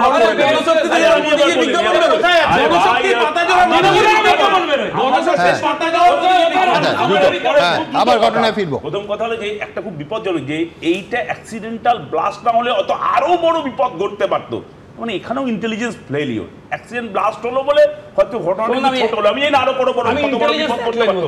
আর দুটো পয়েন্ট আমার ছোট্ট, এটা হলো হরিয়ানার নাম বারবার উঠে আসছে, ব্রাজিলের মডেলের ভোটার ছবি, বিজেপি জিতছে, তারপর আর আমার লাস্ট কথা হলো ট্রাম্পের নাম বলাতে ব্রিগেডিয়ার সাহেব রেগে গেলেন, আমি জানি না কেন, কিন্তু যখন পাকিস্তানের মাটিকে ব্যবহার করে জঙ্গিরা বাড়াবাড়ি করছে, আর যখন আমরা এই অপারেশন সিঁদুর বা যে কোনো নামেই হোক এই জঙ্গিদের প্যাচে ফেলবার মতন জায়গায় পৌঁছেছিলাম, কার সঙ্গে আলোচনা করে সিজফায়ার ঘোষণা করলেন প্রধানমন্ত্রী ডোনাল্ড ট্রাম্প বাইরে থেকে অ্যানাউন্স করে দিল। সবার কাছে যাব, কিন্তু এই মুহূর্তে একটা ঘোষণা আমায় করতেই হবে, সেটা হচ্ছে দেখুন যা আলোচনা হচ্ছে সব কিন্তু সম্ভাবনার ওপর, এখনো নিশ্চিত করে কোন জঙ্গি গোষ্ঠী কিভাবে করেছে, সত্যি সত্যি অ্যাক্সিডেন্টাল ব্লাস্ট কিনা, এই সমস্ত একদম ব্রেক থ্রু হয়নি, যার ফলে আলোচনাগুলো নিশ্চিত না করে সম্ভাবনার ওপর রাখাই উচিত। কিন্তু জেএসএ মোহাম্মদের কথা এত হলো, কি লিঙ্কেজ কোথা থেকে, এবং বিশেষ করে আজকের হরিয়ানা, যে হরিয়ানায় আজকে অত বিস্ফোরক, 3500 কিলো বিস্ফোরক উদ্ধার হচ্ছে, আর সেই গাড়ির নাম্বার প্লেটটা সেই হরিয়ানার যে গাড়ি থেকে এই বিস্ফোরণ হলো। আমি দ্রুত একবার জেএসএ মোহাম্মদের নাম এতবার আসছে, লিঙ্কেজটা দেখব। বম ব্লাস্ট हुआ है লাল কিলে के सामने। দিল্লির প্রাণকেন্দ্রে বড় সড় বিস্ফোরণ, সন্ধে নামতে না নামতেই কেঁপে উঠল লালকেল্লার কাছের এলাকা। টুকরো টুকরো হয়ে গেল মেট্রো স্টেশনের 1 নম্বর গেটের কাছে দাঁড়ানো একের পর এক গাড়ি, ছিন্ন বিচ্ছিন্ন হয়ে গেল আশেপাশে দাঁড়ানো মানুষের শরীর, দাউ দাউ করে জ্বলে ওঠা আগুনে পুড়ে খাক সবকিছু। রাজধানীর বুকে এই বিস্ফোরণের কয়েক ঘন্টা আগেই দিল্লির অদূরে ফরিদাবাদ থেকে বিপুল পরিমাণে বিস্ফোরক উদ্ধার হয়। শ্রীনগরে জৈশ-ই মোহাম্মদের পোস্টার সাঁটার অভিযোগে ধৃত চিকিৎসককে জেরা করে এই বিস্ফোরকের ভান্ডারের হদিশ মেলে। দিল্লির বিস্ফোরণের নেপথ্যেও কি জঙ্গি গোষ্ঠী জৈশ-ই মোহাম্মদের হাত থাকতে পারে?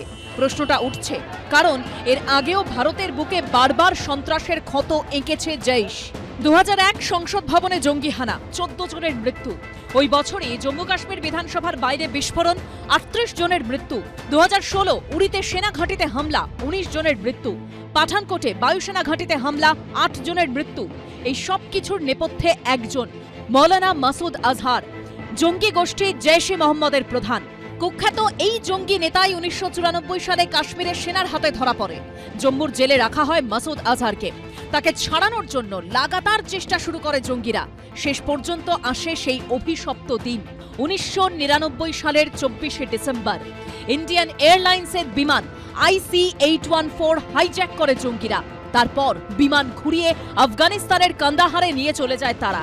ভারত সরকারের সঙ্গে দর কষাকষি শুরু করে পাক জঙ্গিরা। শেষ পর্যন্ত বিমান যাত্রীদের সুরক্ষিতভাবে ফিরিয়ে আনতে কুখ্যাত মাসুদ আজহার সহ 3 জঙ্গিকে ছেড়ে দেওয়ার সিদ্ধান্ত নেয় বাজপেয়ী সরকার। এবছরের এপ্রিল মাসে পেহেলগাঁওতে 26 জনকে গুলিতে ঝাঁঝরা করে দেয় জঙ্গিরা। তারপরই অপারেশন সিঁদুর শুরু করে ভারতীয় সেনাবাহিনী, যার অন্যতম টার্গেট ছিল লাহোর থেকে 400 কিলোমিটার দূরে পাকিস্তানের দ্বাদশ বৃহত্তম শহর বহালপুর। সেখানেই প্রায় 18 একর জুড়ে সুবহানাল্লাহ মসজিদের ক্যাম্পাস।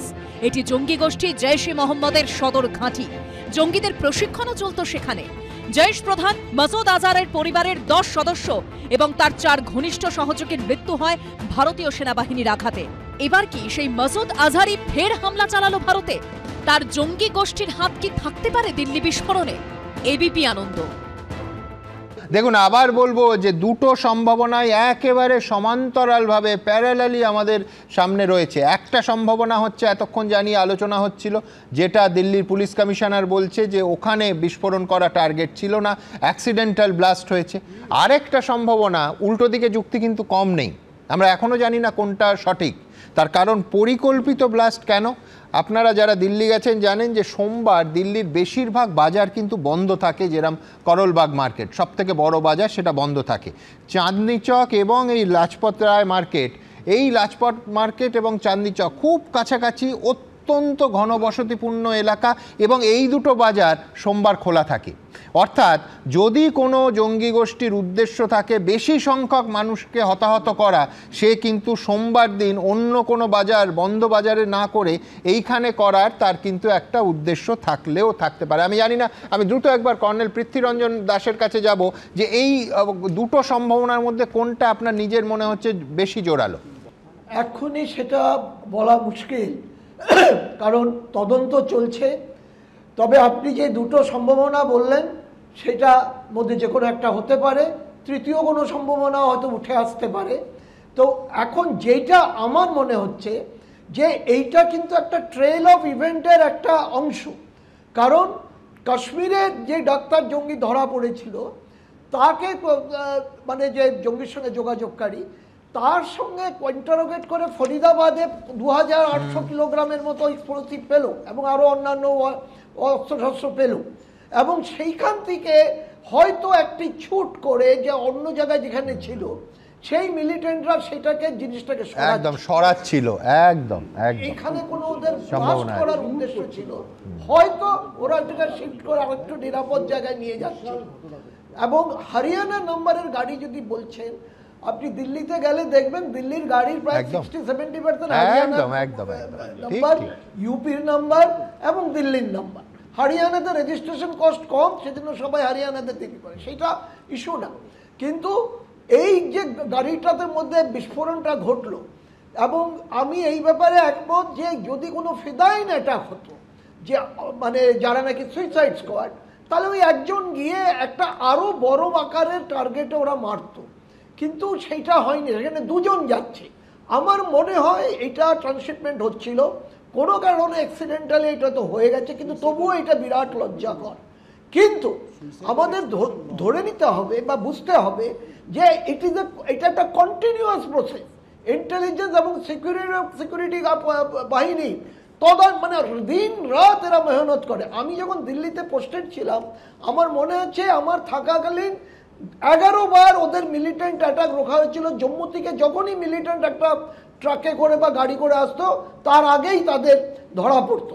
সেই সময় ড্রিল সেট ছিল। কিন্তু এখন ব্যাপারটা অন্যরকম জায়গায় গেছে। এখন যেইভাবে এদের মোডাস অপারেন্ডি চেঞ্জ হয়েছে, ইন্টেলিজেন্স ব্যুরো বা গোয়েন্দারা নিশ্চয়ই এটাকে রিভিউ করবে এবং এটা চলে। আপনার মনে আছে আজ থেকে বেশ কিছু বছর আগে লন্ডনে হিথ্রো এয়ারপোর্ট 3 দিন বন্ধ ছিল, আইরিশ রিপাবলিক আর্মিরা ওখানে মোটার দেখে রেখেছিল।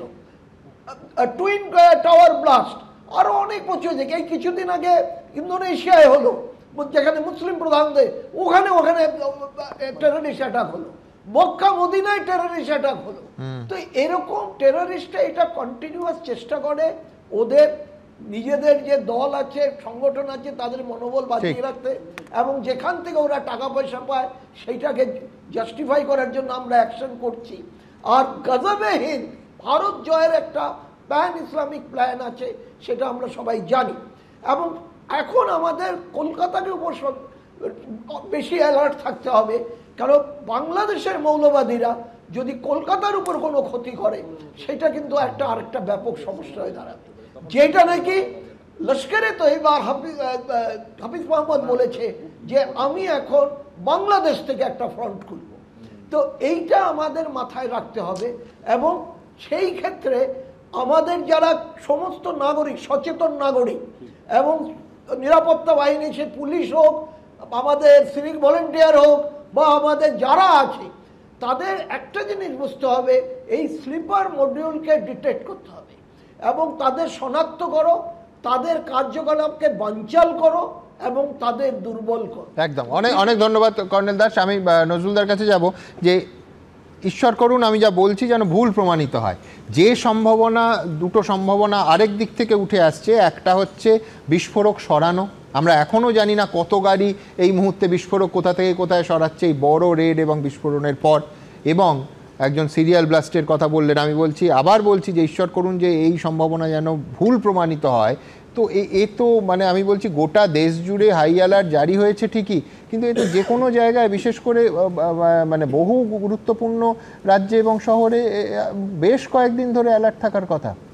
আমাদের রাজ্যে বিপদটা আরও বেশি, কারণ আমি বলছি খাগড়াগড়ের বিস্ফোরণ এনআইএ তদন্ত করার পর কী হয়েছিল আপনারা এখন জানেন, কিন্তু আমাদের এখানে যারা শাসক দলে আছেন তারা কি বলেছিলেন যে একটা সিলিন্ডার ব্লাস্ট হয়েছিল।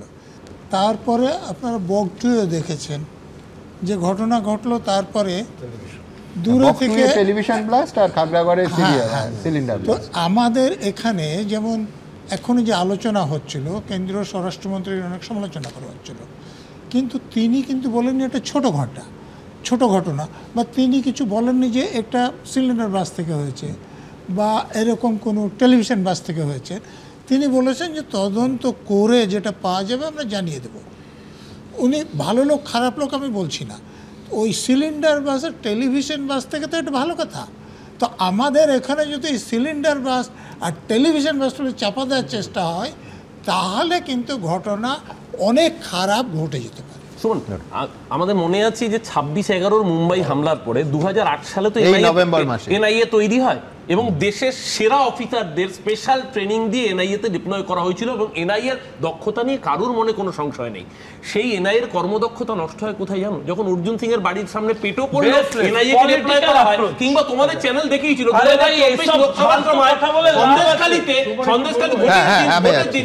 ভোটের দিন রোবোটিক ডিভাইসে বাজারে অ্যালাউ করছেন, এটা টাইম পাচ্ছে এই সময় আলোচনা করার সময় এনআইএর এফিশিয়েন্সি নষ্ট হয়েছে।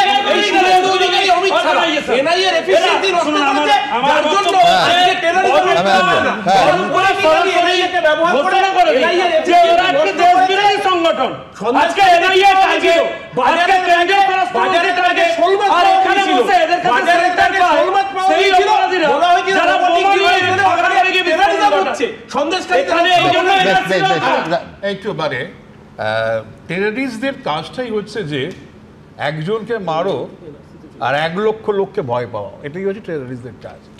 এবং আমরা জানি টেররিস্ট অর্গানাইজেশনস আছে এবং পাকিস্তান তাদের উপরে আছে। এখন লক্ষ্য কি আরও ভয়ঙ্কর ছিল সেটা বড় কথা নয়, বরং কাজটা হচ্ছে আমি যে আছি, আই এক্সিস্ট, আমি ইন্ডিয়াকে ভয় পাওয়াতে চাই। কত লোক মরলো, 8 জন কি 10 জন কি 500 জন, ইট ইজ ইমেটেরিয়াল।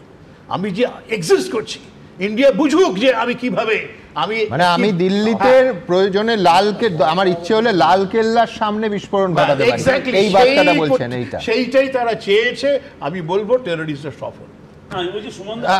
আমাদের সমস্যাটা হচ্ছে যে কথাটা আমাদের মানে মুখ্য অনেক লোকই বলেছে যে আমরা ফিদাইন তৈরি করতে পারি না, যেটা পাকিস্তান পারে। কিন্তু আমার প্রশ্ন হচ্ছে এই জিনিসটা আমি তো প্রথমেই বললাম যে প্রেজেন্ট ফিয়ার্স আর মোর দ্যান হরিবেল ইমাজিনিংস। আগামী সমস্যাটা আরো বেশি। আজকে যে ঘটনাটা ঘটেছে এই ঘটনাটা কম, এর থেকে আরো অবস্থা অ্যালার্মিং যেটা হতে পারে। কিন্তু আজকে শুধু পশ্চিমবঙ্গ না, এই সমস্যাটা সেন্টারকেও দেখতে হবে।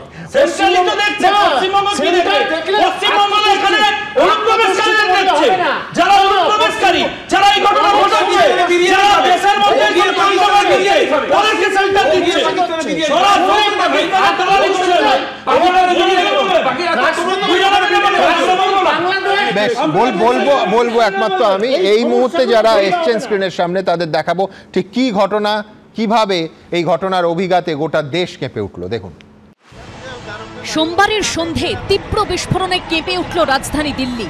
লালকেল্লা মেট্রো স্টেশনের সামনে বিস্ফোরণ, পুড়ে খাক হয়ে গেল একের পর এক গাড়ি, একাধিক মৃত্যু হয়েছে।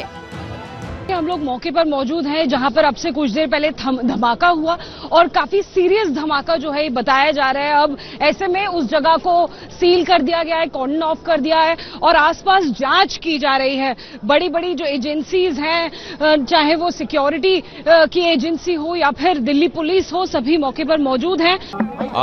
आज करीब 6:52 पे एक यहाँ पे रेड लाइट पे एक स्लो मूविंग व्हीकल जो रेड लाइट की तरफ आके रुका था, उसमें एक ये एक्सप्लोजन हुआ है। उस वक्त गाड़ी के अंदर जो पैसेंजर्स उसके अंदर ही थे और इस एक्सप्लोजन से जो है आसपास की गाड़ियों में भी क्षति हुई। जैसे ही इसकी खबर मिली, हम सारी एजेंसीज जो है Delhi police, FSL, NIA, NSG, उनकी टीम्स यहाँ पे आ चुकी हैं और हालात का जायजा भी ले रही है। हर तरीके से इस जो है एक्सप्लोजन के बारे में जांच की जा रही है। आवाज़ आई, धमाका हुआ तो मैं दुकान पे बैठा था, पीछे मेरी दुकान है, यहीं पे दुकान है, यहीं पे तो मैं चेयर पे बैठा हुआ था। एकदम से अचानक इतनी तेज धमाका हुआ कि मेरे लाइफ में इतनी तेज मैंने अपनी आवाज़ के भी नहीं सुना। धमाके के दहल पे मैं 3 बार गिरा हूँ, उठाऊँ फिर गिरा हूँ, उठा से धरती फटने वाला है, इतनी तेज धमाका हुई है। ठीक है, तो मैं दुकान छोड़ करके एकदम से भागा। कुछ टाइम ऐसा लग रहा था कि हम कुछ पल में दूसरा धमाका हुआ था, हम मरने वाले हैं, ऐसा लग रहा कि हम बचने का चांस, ऐसा लग रहा कि मौत तो मुंह से देख रहे हैं, इस तरह से नजारा था। দমকল আগুন নেভানোর কাজ শুরু করার পর মিলতে শুরু করে একের পর এক মৃতদেহ। फिर यहाँ पे साइड में हमने देखा इंसान का हाथ पड़ा हुआ, पूरा फटा हुआ। फिर आगे उस साइड देखा तो फेफड़ा पड़ा हुआ इंसान का। तो इतना ये आदमी सोच भी नहीं सकता कि एकदम से हुआ तो क्या हुआ इंसान। বিস্ফোরণের পরই দিল্লি জুড়ে হাই অ্যালার্ট জারি করা হয়েছে। कुछ नहीं, हम ये देखे, लपट देखा, अपने छत से देखा, तभी मैं नीचे उतर के आया कि जरा देखूं कहाँ क्या, और तो पता नहीं किसी तरह की कोई आवाज आपने सुनी? बहुत जोर आवाज आई, बिल्डिंग खिड़की हिल गई, खिड़की हिल गई। आपका घर कितना दूर है? ये रहा गुरुद्वारे के पास। ঘটনাস্থলে পৌঁছেছে NIA, NSG, তদন্ত শুরু করেছে দিল্লি পুলিশ, রয়েছে স্পেশাল সেল ক্রাইম ব্রাঞ্চ। এর পেছনে কারা, কিভাবে ঘটলো বিস্ফোরণ, খতিয়ে দেখা হচ্ছে। ABP আনন্দ। আবার বলছি, মৃতের সংখ্যা 11 এবং আহতর সংখ্যা 30 ছাড়ছে। সুমন, দেখুন তিনটে বিষয়। একটা হলো স্বরাষ্ট্র দপ্তরের, কেন্দ্রীয় স্বরাষ্ট্র দপ্তরের অধীনে দিল্লির পুলিশ। আমি যদি ধরে রাখি পরপর বিন্দুগুলোকে মেলাই, তাহলে যেহেতু পরপর ধরা পড়ছিল, তাহলে এইটা ডিটেক্ট করা উচিত ছিল আমি বলে মনে করি আমি। অর্থাৎ যদি এটার সাথে লিঙ্ক পাই আমরা, যে ফরিদাবাদের ঘটনার সাথে লিঙ্ক আছে, জম্মু কাশ্মীরের ঘটনা বা আহমেদাবাদের ঘটনার সাথে লিঙ্ক আছে, হরিয়ানা পুলিশ এবং কাশ্মীর পুলিশ একসঙ্গে দুপুরে, তাহলে কিন্তু বিন্দুগুলো মেলানো উচিত ছিল, তাহলে বিন্দুগুলো মেলানো উচিত ছিল, এটা আটকানো উচিত ছিল। এক। দ্বিতীয় যেটা, সেটা হলো যে ইন্টারন্যাশনাল লেভেলে কিন্তু আমি মনে করি যে জৈশে মোহাম্মদকে ব্যবহার করছে পাকিস্তান তীব্রভাবে। জৈশে মোহাম্মদ কিন্তু অপারেশন সিঁদুরের একটা বদলা নিতে চাইছে, সিপার সেল ছড়িয়ে দিতে চাইছে এবং আন্তর্জাতিক রাজনীতিতে মানে নরেন্দ্র মোদীকে ব্যক্তিগতভাবে এবং ভারতবর্ষকে কোণঠাসা করার জন্য আমেরিকার একটা প্রচ্ছন্ন মদত কিন্তু অবশ্যই এখানে আছে পাকিস্তানের বর্তমান অ্যাক্টিভিটির পেছনে। আন্তর্জাতিক স্তরে যে মানে আমেরিকা সবসময় চাইছে যে ভারতবর্ষ ওর টার্মস অ্যান্ড কন্ডিশনে ট্রেড এগ্রিমেন্টে আসুক এবং আমেরিকার ফরেন পলিসিতে যেভাবে টার্মস কন্ডিশনরা রাখছে সেই অনুযায়ী ভারত সব এগ্রিমেন্টগুলো করুক। কিন্তু ভারত যেটি করছে না, ফলে আমেরিকার একটা প্রত্যক্ষ পরোক্ষ মদত কিন্তু আমি বলছি পাকিস্তানের সাথে আছে। থার্ড যে বিষয়টা, এটা কিন্তু আমি বলছি আমাদের রাজ্য যেহেতু সীমান্তবর্তী রাজ্য, অ্যালার্মিং আমি বলছি অ্যালার্মিং এই কারণেই আমি বলছি যে ইতিমধ্যেই আমাদের এই ধরনের ঘটনা ঘটেছে এবং বাংলাদেশটা আর আগের বাংলাদেশ নেই, বাংলাদেশটা চেঞ্জ হয়েছে। একটা মৌলবাদী শাসক এখানে ক্ষমতায় এসছে, মৌলবাদী শক্তির উত্থান ঘটেছে, যার সাথে আবার পাকিস্তানের অ্যাক্সিস সম্পর্ক তৈরি হয়েছে। ফলে যে কোনো সময় আমাদের অ্যালার্ট না যদি থাকি, এই ধরনের সিপার সেলগুলো পশ্চিমবাংলাতে আরও বেশি সক্রিয় হতে পারে আগের থেকে। এবং আমি ভয় পাচ্ছি যে আমরা যদি সত্যি এটা রাজনীতি তর্জের মধ্যে রাখি, অর্থাৎ তৃণমূল বিজেপি, বিজেপি তৃণমূলের মধ্যে রাখি, আমার আশঙ্কা হচ্ছে যে আমরা পশ্চিমবাংলার মানুষের সাফার করবো কিনা। সেই কারণে আমি বলছি যে কয়েকটা প্রশ্নে আমাদের মনে কম্প্রোমাইজ করা উচিত না।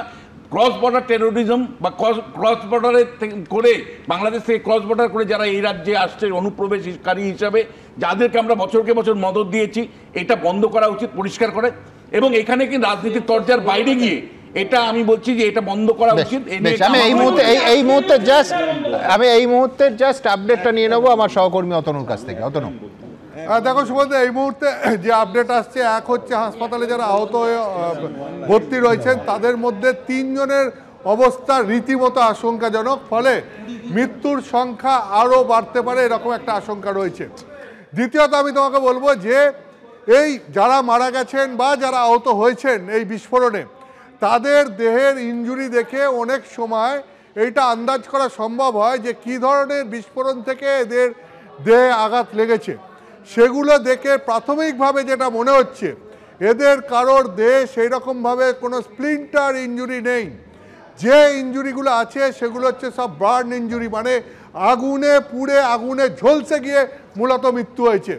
এখন এই ক্ষেত্রে গোয়েন্দারা যেটা বলছেন যে যদি দেখা যেত যে এদের শরীরে ব্যাপকভাবে স্প্লিন্টার ইনজুরি রয়েছে, তাহলে বোঝা যেত যে কোনো তৈরি করা আইডি থেকে বিস্ফোরণ হয়ে এদের মৃত্যু হয়েছে। কিন্তু যেহেতু এদের দেখা যাচ্ছে যে আগুনে পুড়ে বা ঝলসে মৃত্যু হয়েছে, ফলে এরকমটা হতে পারে যে এইটাকে আইডি তৈরি করার আগেই এই বিস্ফোরক কোনো কারণে বিস্ফোরিত হয়ে তা থেকে, মানে অতনু তুমি বলছো র এক্সপ্লোসিভ যাকে আমরা বলি, র এক্সপ্লোসিভ, সেইটা ক্যারি করা হচ্ছিল। একদম। সেই সঙ্গে সঙ্গে আর একটা দ্বিতীয় সম্ভাবনা আছে, এক হচ্ছে র এক্সপ্লোসিভ, সেটা যে কোনো কিছু হতে পারে, সেখান থেকে হয়ে ব্যাপক আগুন হয়েছে, স্প্লিন্টার ছিল না, তাই স্প্লিন্টার ইনজুরি হয়নি, শুধুমাত্র আগুনে পুড়ে অনেকে মারা গেছেন, আহত হয়েছেন। আর একটা হতে পারে যে আরডিএক্স ব্যবহার করা হয়েছে। একদম, আরডিএক্স ব্যবহার করলে কোনো সম্ভাবনাই নেই। একদম, সেখানে ব্যাপক তাপমাত্রা এবং এইরকম আগুনের হলকা ছুটে বেরোয়। তো সেক্ষেত্রে আরডিএক্স ব্যবহার করা হয়েছে এরকম একটা সম্ভাবনা বা আশঙ্কা রয়েছে, কিন্তু এগুলো কোনোটাই নিশ্চিত নয়। এগুলো সবকটাই গোয়েন্দাদের প্রাথমিকভাবে অনুমান। এখন ঘটনাস্থলে এনএসজি পৌঁছেছে, এনআইএ পৌঁছেছে, তাদের তদন্তের পরই এই ব্যাপারে আরও সুনিশ্চিতভাবে জানা যাবে যে ঠিক কী ঘটনা ঘটেছে, বিস্ফোরণ ঘটলো কীভাবে। একদম। দেখো, টেরোরিজম কিন্তু আমাদের দেশের বিশেষ করে দিল্লিতে যে ঘটনাটা, আমি দর্শকদের জানিয়ে রাখি, শোনা যাচ্ছে যে কোনো মুহূর্তে দেশের প্রধানমন্ত্রী জাতিকে অ্যাড্রেস করতে পারেন এই ব্লাস্ট নিয়ে। টেরোরিজম কিন্তু ব্রুইং কন্টিনিউয়াসলি চলছে in coalition with Pakistan and Bangladesh. এটা কিন্তু একটা চ্যালেঞ্জ ওদের কাছে। এর মানে এই নয় যে ট্রাম্প বলে দিল আর পাকিস্তান ঝাঁপিয়ে পড়লো, তা নয়। এটা কিন্তু পাকিস্তান কিন্তু এটা কিন্তু একটা বিজাতীয় ক্রোধ সারা ভারতবর্ষের প্রতি এটা কিন্তু পারসিস্ট করছে কনসিস্টেন্টলি। এবং আমি যেটা বলছি যে দেখা, কিন্তু অপারেশন সিঁদুরের পর এটাই তো এক্সপেক্টেড, এইটা তো অন্যরকম কিছু হওয়ার কথা ছিল না। আমরা কিন্তু ল্যাটিচিউড দিয়েছি, আমরা একটা কমপ্লেসেন্সে ভুগছি। তুমি স্পেশাল ব্রাঞ্চ বলো, এনআইএ বলো, যত রকম ইন্টেলিজেন্স আছে, দিল্লি কেন, দিল্লি বলো, ওয়েস্ট বেঙ্গল বলো, হরিয়ানা বলো, ফরিদাবাদ বলো। এবং এটাও কিন্তু তুমি অস্বীকার করতে পারবে না যে ফরিদাবাদ এবং জম্মু কাশ্মীরের যে ঘটনা ঘটলো, সেখান থেকে যে ওরা যে প্ল্যানটা অর্গানাইজ করেছিল, তার এই একটা কিন্তু এটা পার্ট অফ দ্যাট প্ল্যান। এবং সেটাকে কিন্তু এটা কিন্তু দেখো, দুজন লোক ছিল একটা গাড়িতে। সুইসাইডাল স্কোয়াড যদি হতো, দুজন লোক থাকে না। সুইসাইডাল এক্সপ্লোশন যখন হয় তখন একজন থাকে। সুতরাং এটা কিন্তু শিফট করার জন্য, বড় কোনো কাণ্ড ঘটানোর জন্য, গড ফরবিড যে খুব বড় ঘটনার হাত থেকে কিন্তু আজকে দেশ বেঁচে গেছে। আর একটা কথা আমি বলবো, 10 জন মানুষ নিহত আর 30 জন হলে বড়ই তো ধরবো। 11 এই মুহূর্তে 11। তোমার এই অমিত শাহ নরেন্দ্র মোদীর কথা আমার খুব লজ্জা লাগে আর হাসি পাচ্ছে। কি জানো তো, আমরা জানি divided we fall, united we stand. উনি বলছেন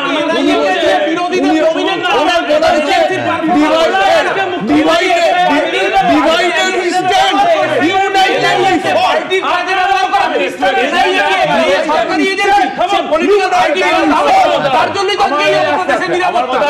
এসআইআর অনুপ্রবেশ নিয়ে অনেক ভাষণ দেওয়া ছিল, বিহারে একজন অনুপ্রবেশকারী আইডেন্টিফাই হয়নি।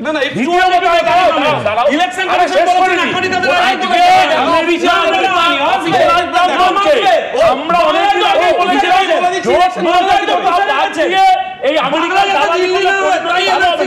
এবং ইন্ডিয়ার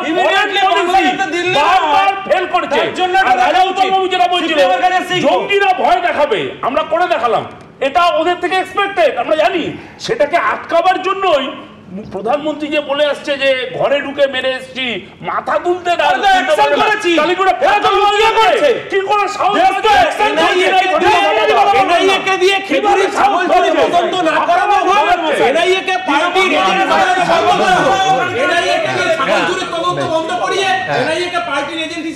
আমরা এরকম মারামারি করি বলে ওই যে বাইরের দেশে জঙ্গিরা আমাদের মধ্যে যারা মারামারি করে তাদের একজনকে কাজে লাগাতে পারে। এই যে বিশ্বনাথ বাবু বলছিলেন, আমি বিশ্বনাথ বাবুর সঙ্গে একমত নই।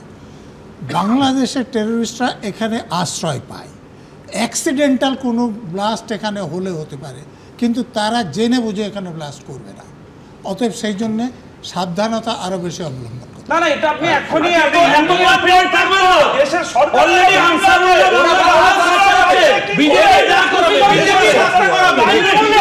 নজরুলদা যেটা বলতে চাইছেন সেটা হচ্ছে আশ্রয়স্থলে যেখানে অশান্তি করতে পারবে না, আক্রমণ যেখানে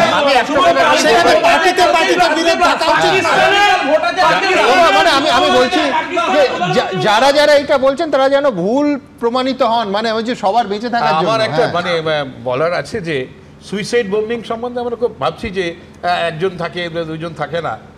সুইসাইড বোম্বিং কিন্তু কনসেপ্টটা বিরাটভাবে পাল্টাচ্ছে।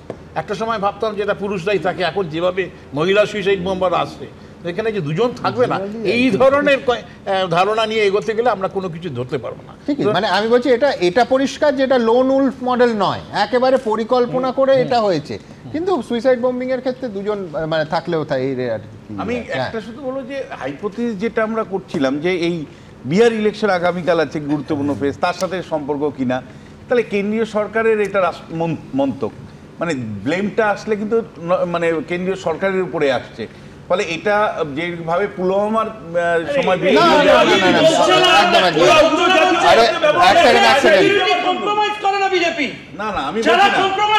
এখানে কেউ বলেনি যে বিজেপি দায়ী রে বাবা, এখানে তার ভোটের ওপর তার ইমপ্যাক্ট নিয়ে কথা হয়েছে। আমি বলছি যে এটা আমি ওই হাইপোথিসটাতে যাচ্ছি, কিন্তু আমি খুব সিরিয়াসলি বলছি যে দেখুন, আমার 90 দশকে আমার মনে আছে দিল্লিতে একদিনে 80টা জায়গায় ব্লাস্ট হয়েছিল, সেখানে নানা সিরিয়াল ব্লাস্ট হয়েছিল, সেখানে মানে টেপ রেকর্ড ছিল, রেডিও ছিল, নানা রকম বিষয়ের মধ্যে বিস্ফোরক ঢুকিয়ে বিস্ফোরণ ঘটিয়েছিল। আশঙ্কা ওই জায়গাটা, এবং তারপরে একটা মেসেজ এসেছিল যে কমিউনিটি সজাগ থাকতে হবে। অর্থাৎ আমরা অবশ্যই রাষ্ট্রের উপর নির্ভর করব, এবং রাষ্ট্রকেও আমরা অনুরোধ করব যে আপনারা এই যে যেমন কেন্দ্রীয় স্তরে 1,86,000 মানে জওয়ান কিন্তু নিয়োগ হয়নি, অর্থাৎ 1,86,000। রাজ্য স্তরে খেলা মেলার নাম করে 40% পুলিশ পোস্ট ফাঁকা আছে।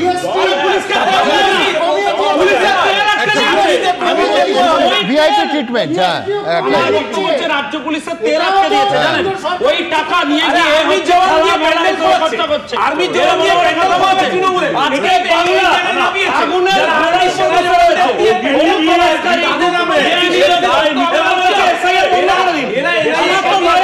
এক এক করে কিছু শোনা যাচ্ছে না। আমি কি কথা বলছি শুনুন, আপনি আবার কি কথা বলছেন? আমি যে কথাটা বলছি এখানে বিস্ফোরণীয় আলোচনা হচ্ছে, আপনি শেক্সপিয়ারে আছেন, আপনি প্র্যাকটিক্যালি নামুন, আপনি এনআরসি বন্ধ করছেন কেন?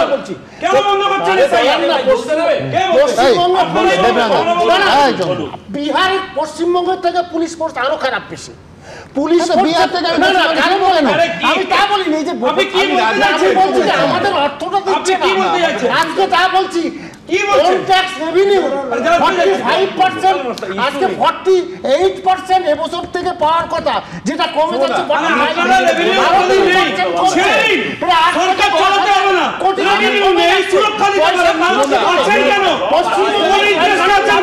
আমি যেটা নাগরিক হিসেবে মনে করি, আমি যেটা নাগরিক হিসেবে মনে করি, নাগরিকদের একটা সজাগ থাকার নাগরিকদের সজাগ থাকার একটা ব্যাপার আছে। নাগরিকদের সজাগ থাকার একটা ব্যাপার আছে, আমি বিশ্বাস করি যে কমিউনিটি সজাগ থাকার একটা ব্যাপার আছে। এক, দ্বিতীয় যেটা সেটা হলো দেখুন, হিউম্যান সিকিউরিটির উপরে কিছু হতে পারে না। আমরা বহু ক্ষেত্রেই যেটা আমরা করছি এখন সেটা হলো সিকিউরিটি পার্সোনালের সাথে কম্প্রোমাইজ করছি। যে সংখ্যক সিকিউরিটি পার্সোনাল থাকলে মিনিমাম একটা সিকিউরিটি অ্যাসিওর করা যায়। আমি দায়িত্ব নিয়ে বলছি, কারণ আমি ওগুলোর সাথে কন্ট্রাক্ট আছে আমার। সেন্ট্রাল আইবি থেকে শুরু করে প্রত্যেকটা দপ্তরে 40-50% করে শর্টেজ অফ ম্যান পাওয়ার। আপনি কি আমি বলছি এটা মানতে হবে যে আমি বলছি মানুষ সতর্ক থেকেও এই ধরনের হামলা আটকাতে যায় না, সেইটা একেবারে রাষ্ট্রের দায়িত্ব এবং রাষ্ট্রের সতর্কতা, রাষ্ট্রের ইন্টেলিজেন্স, সেইখানেই তার ভূমিকা।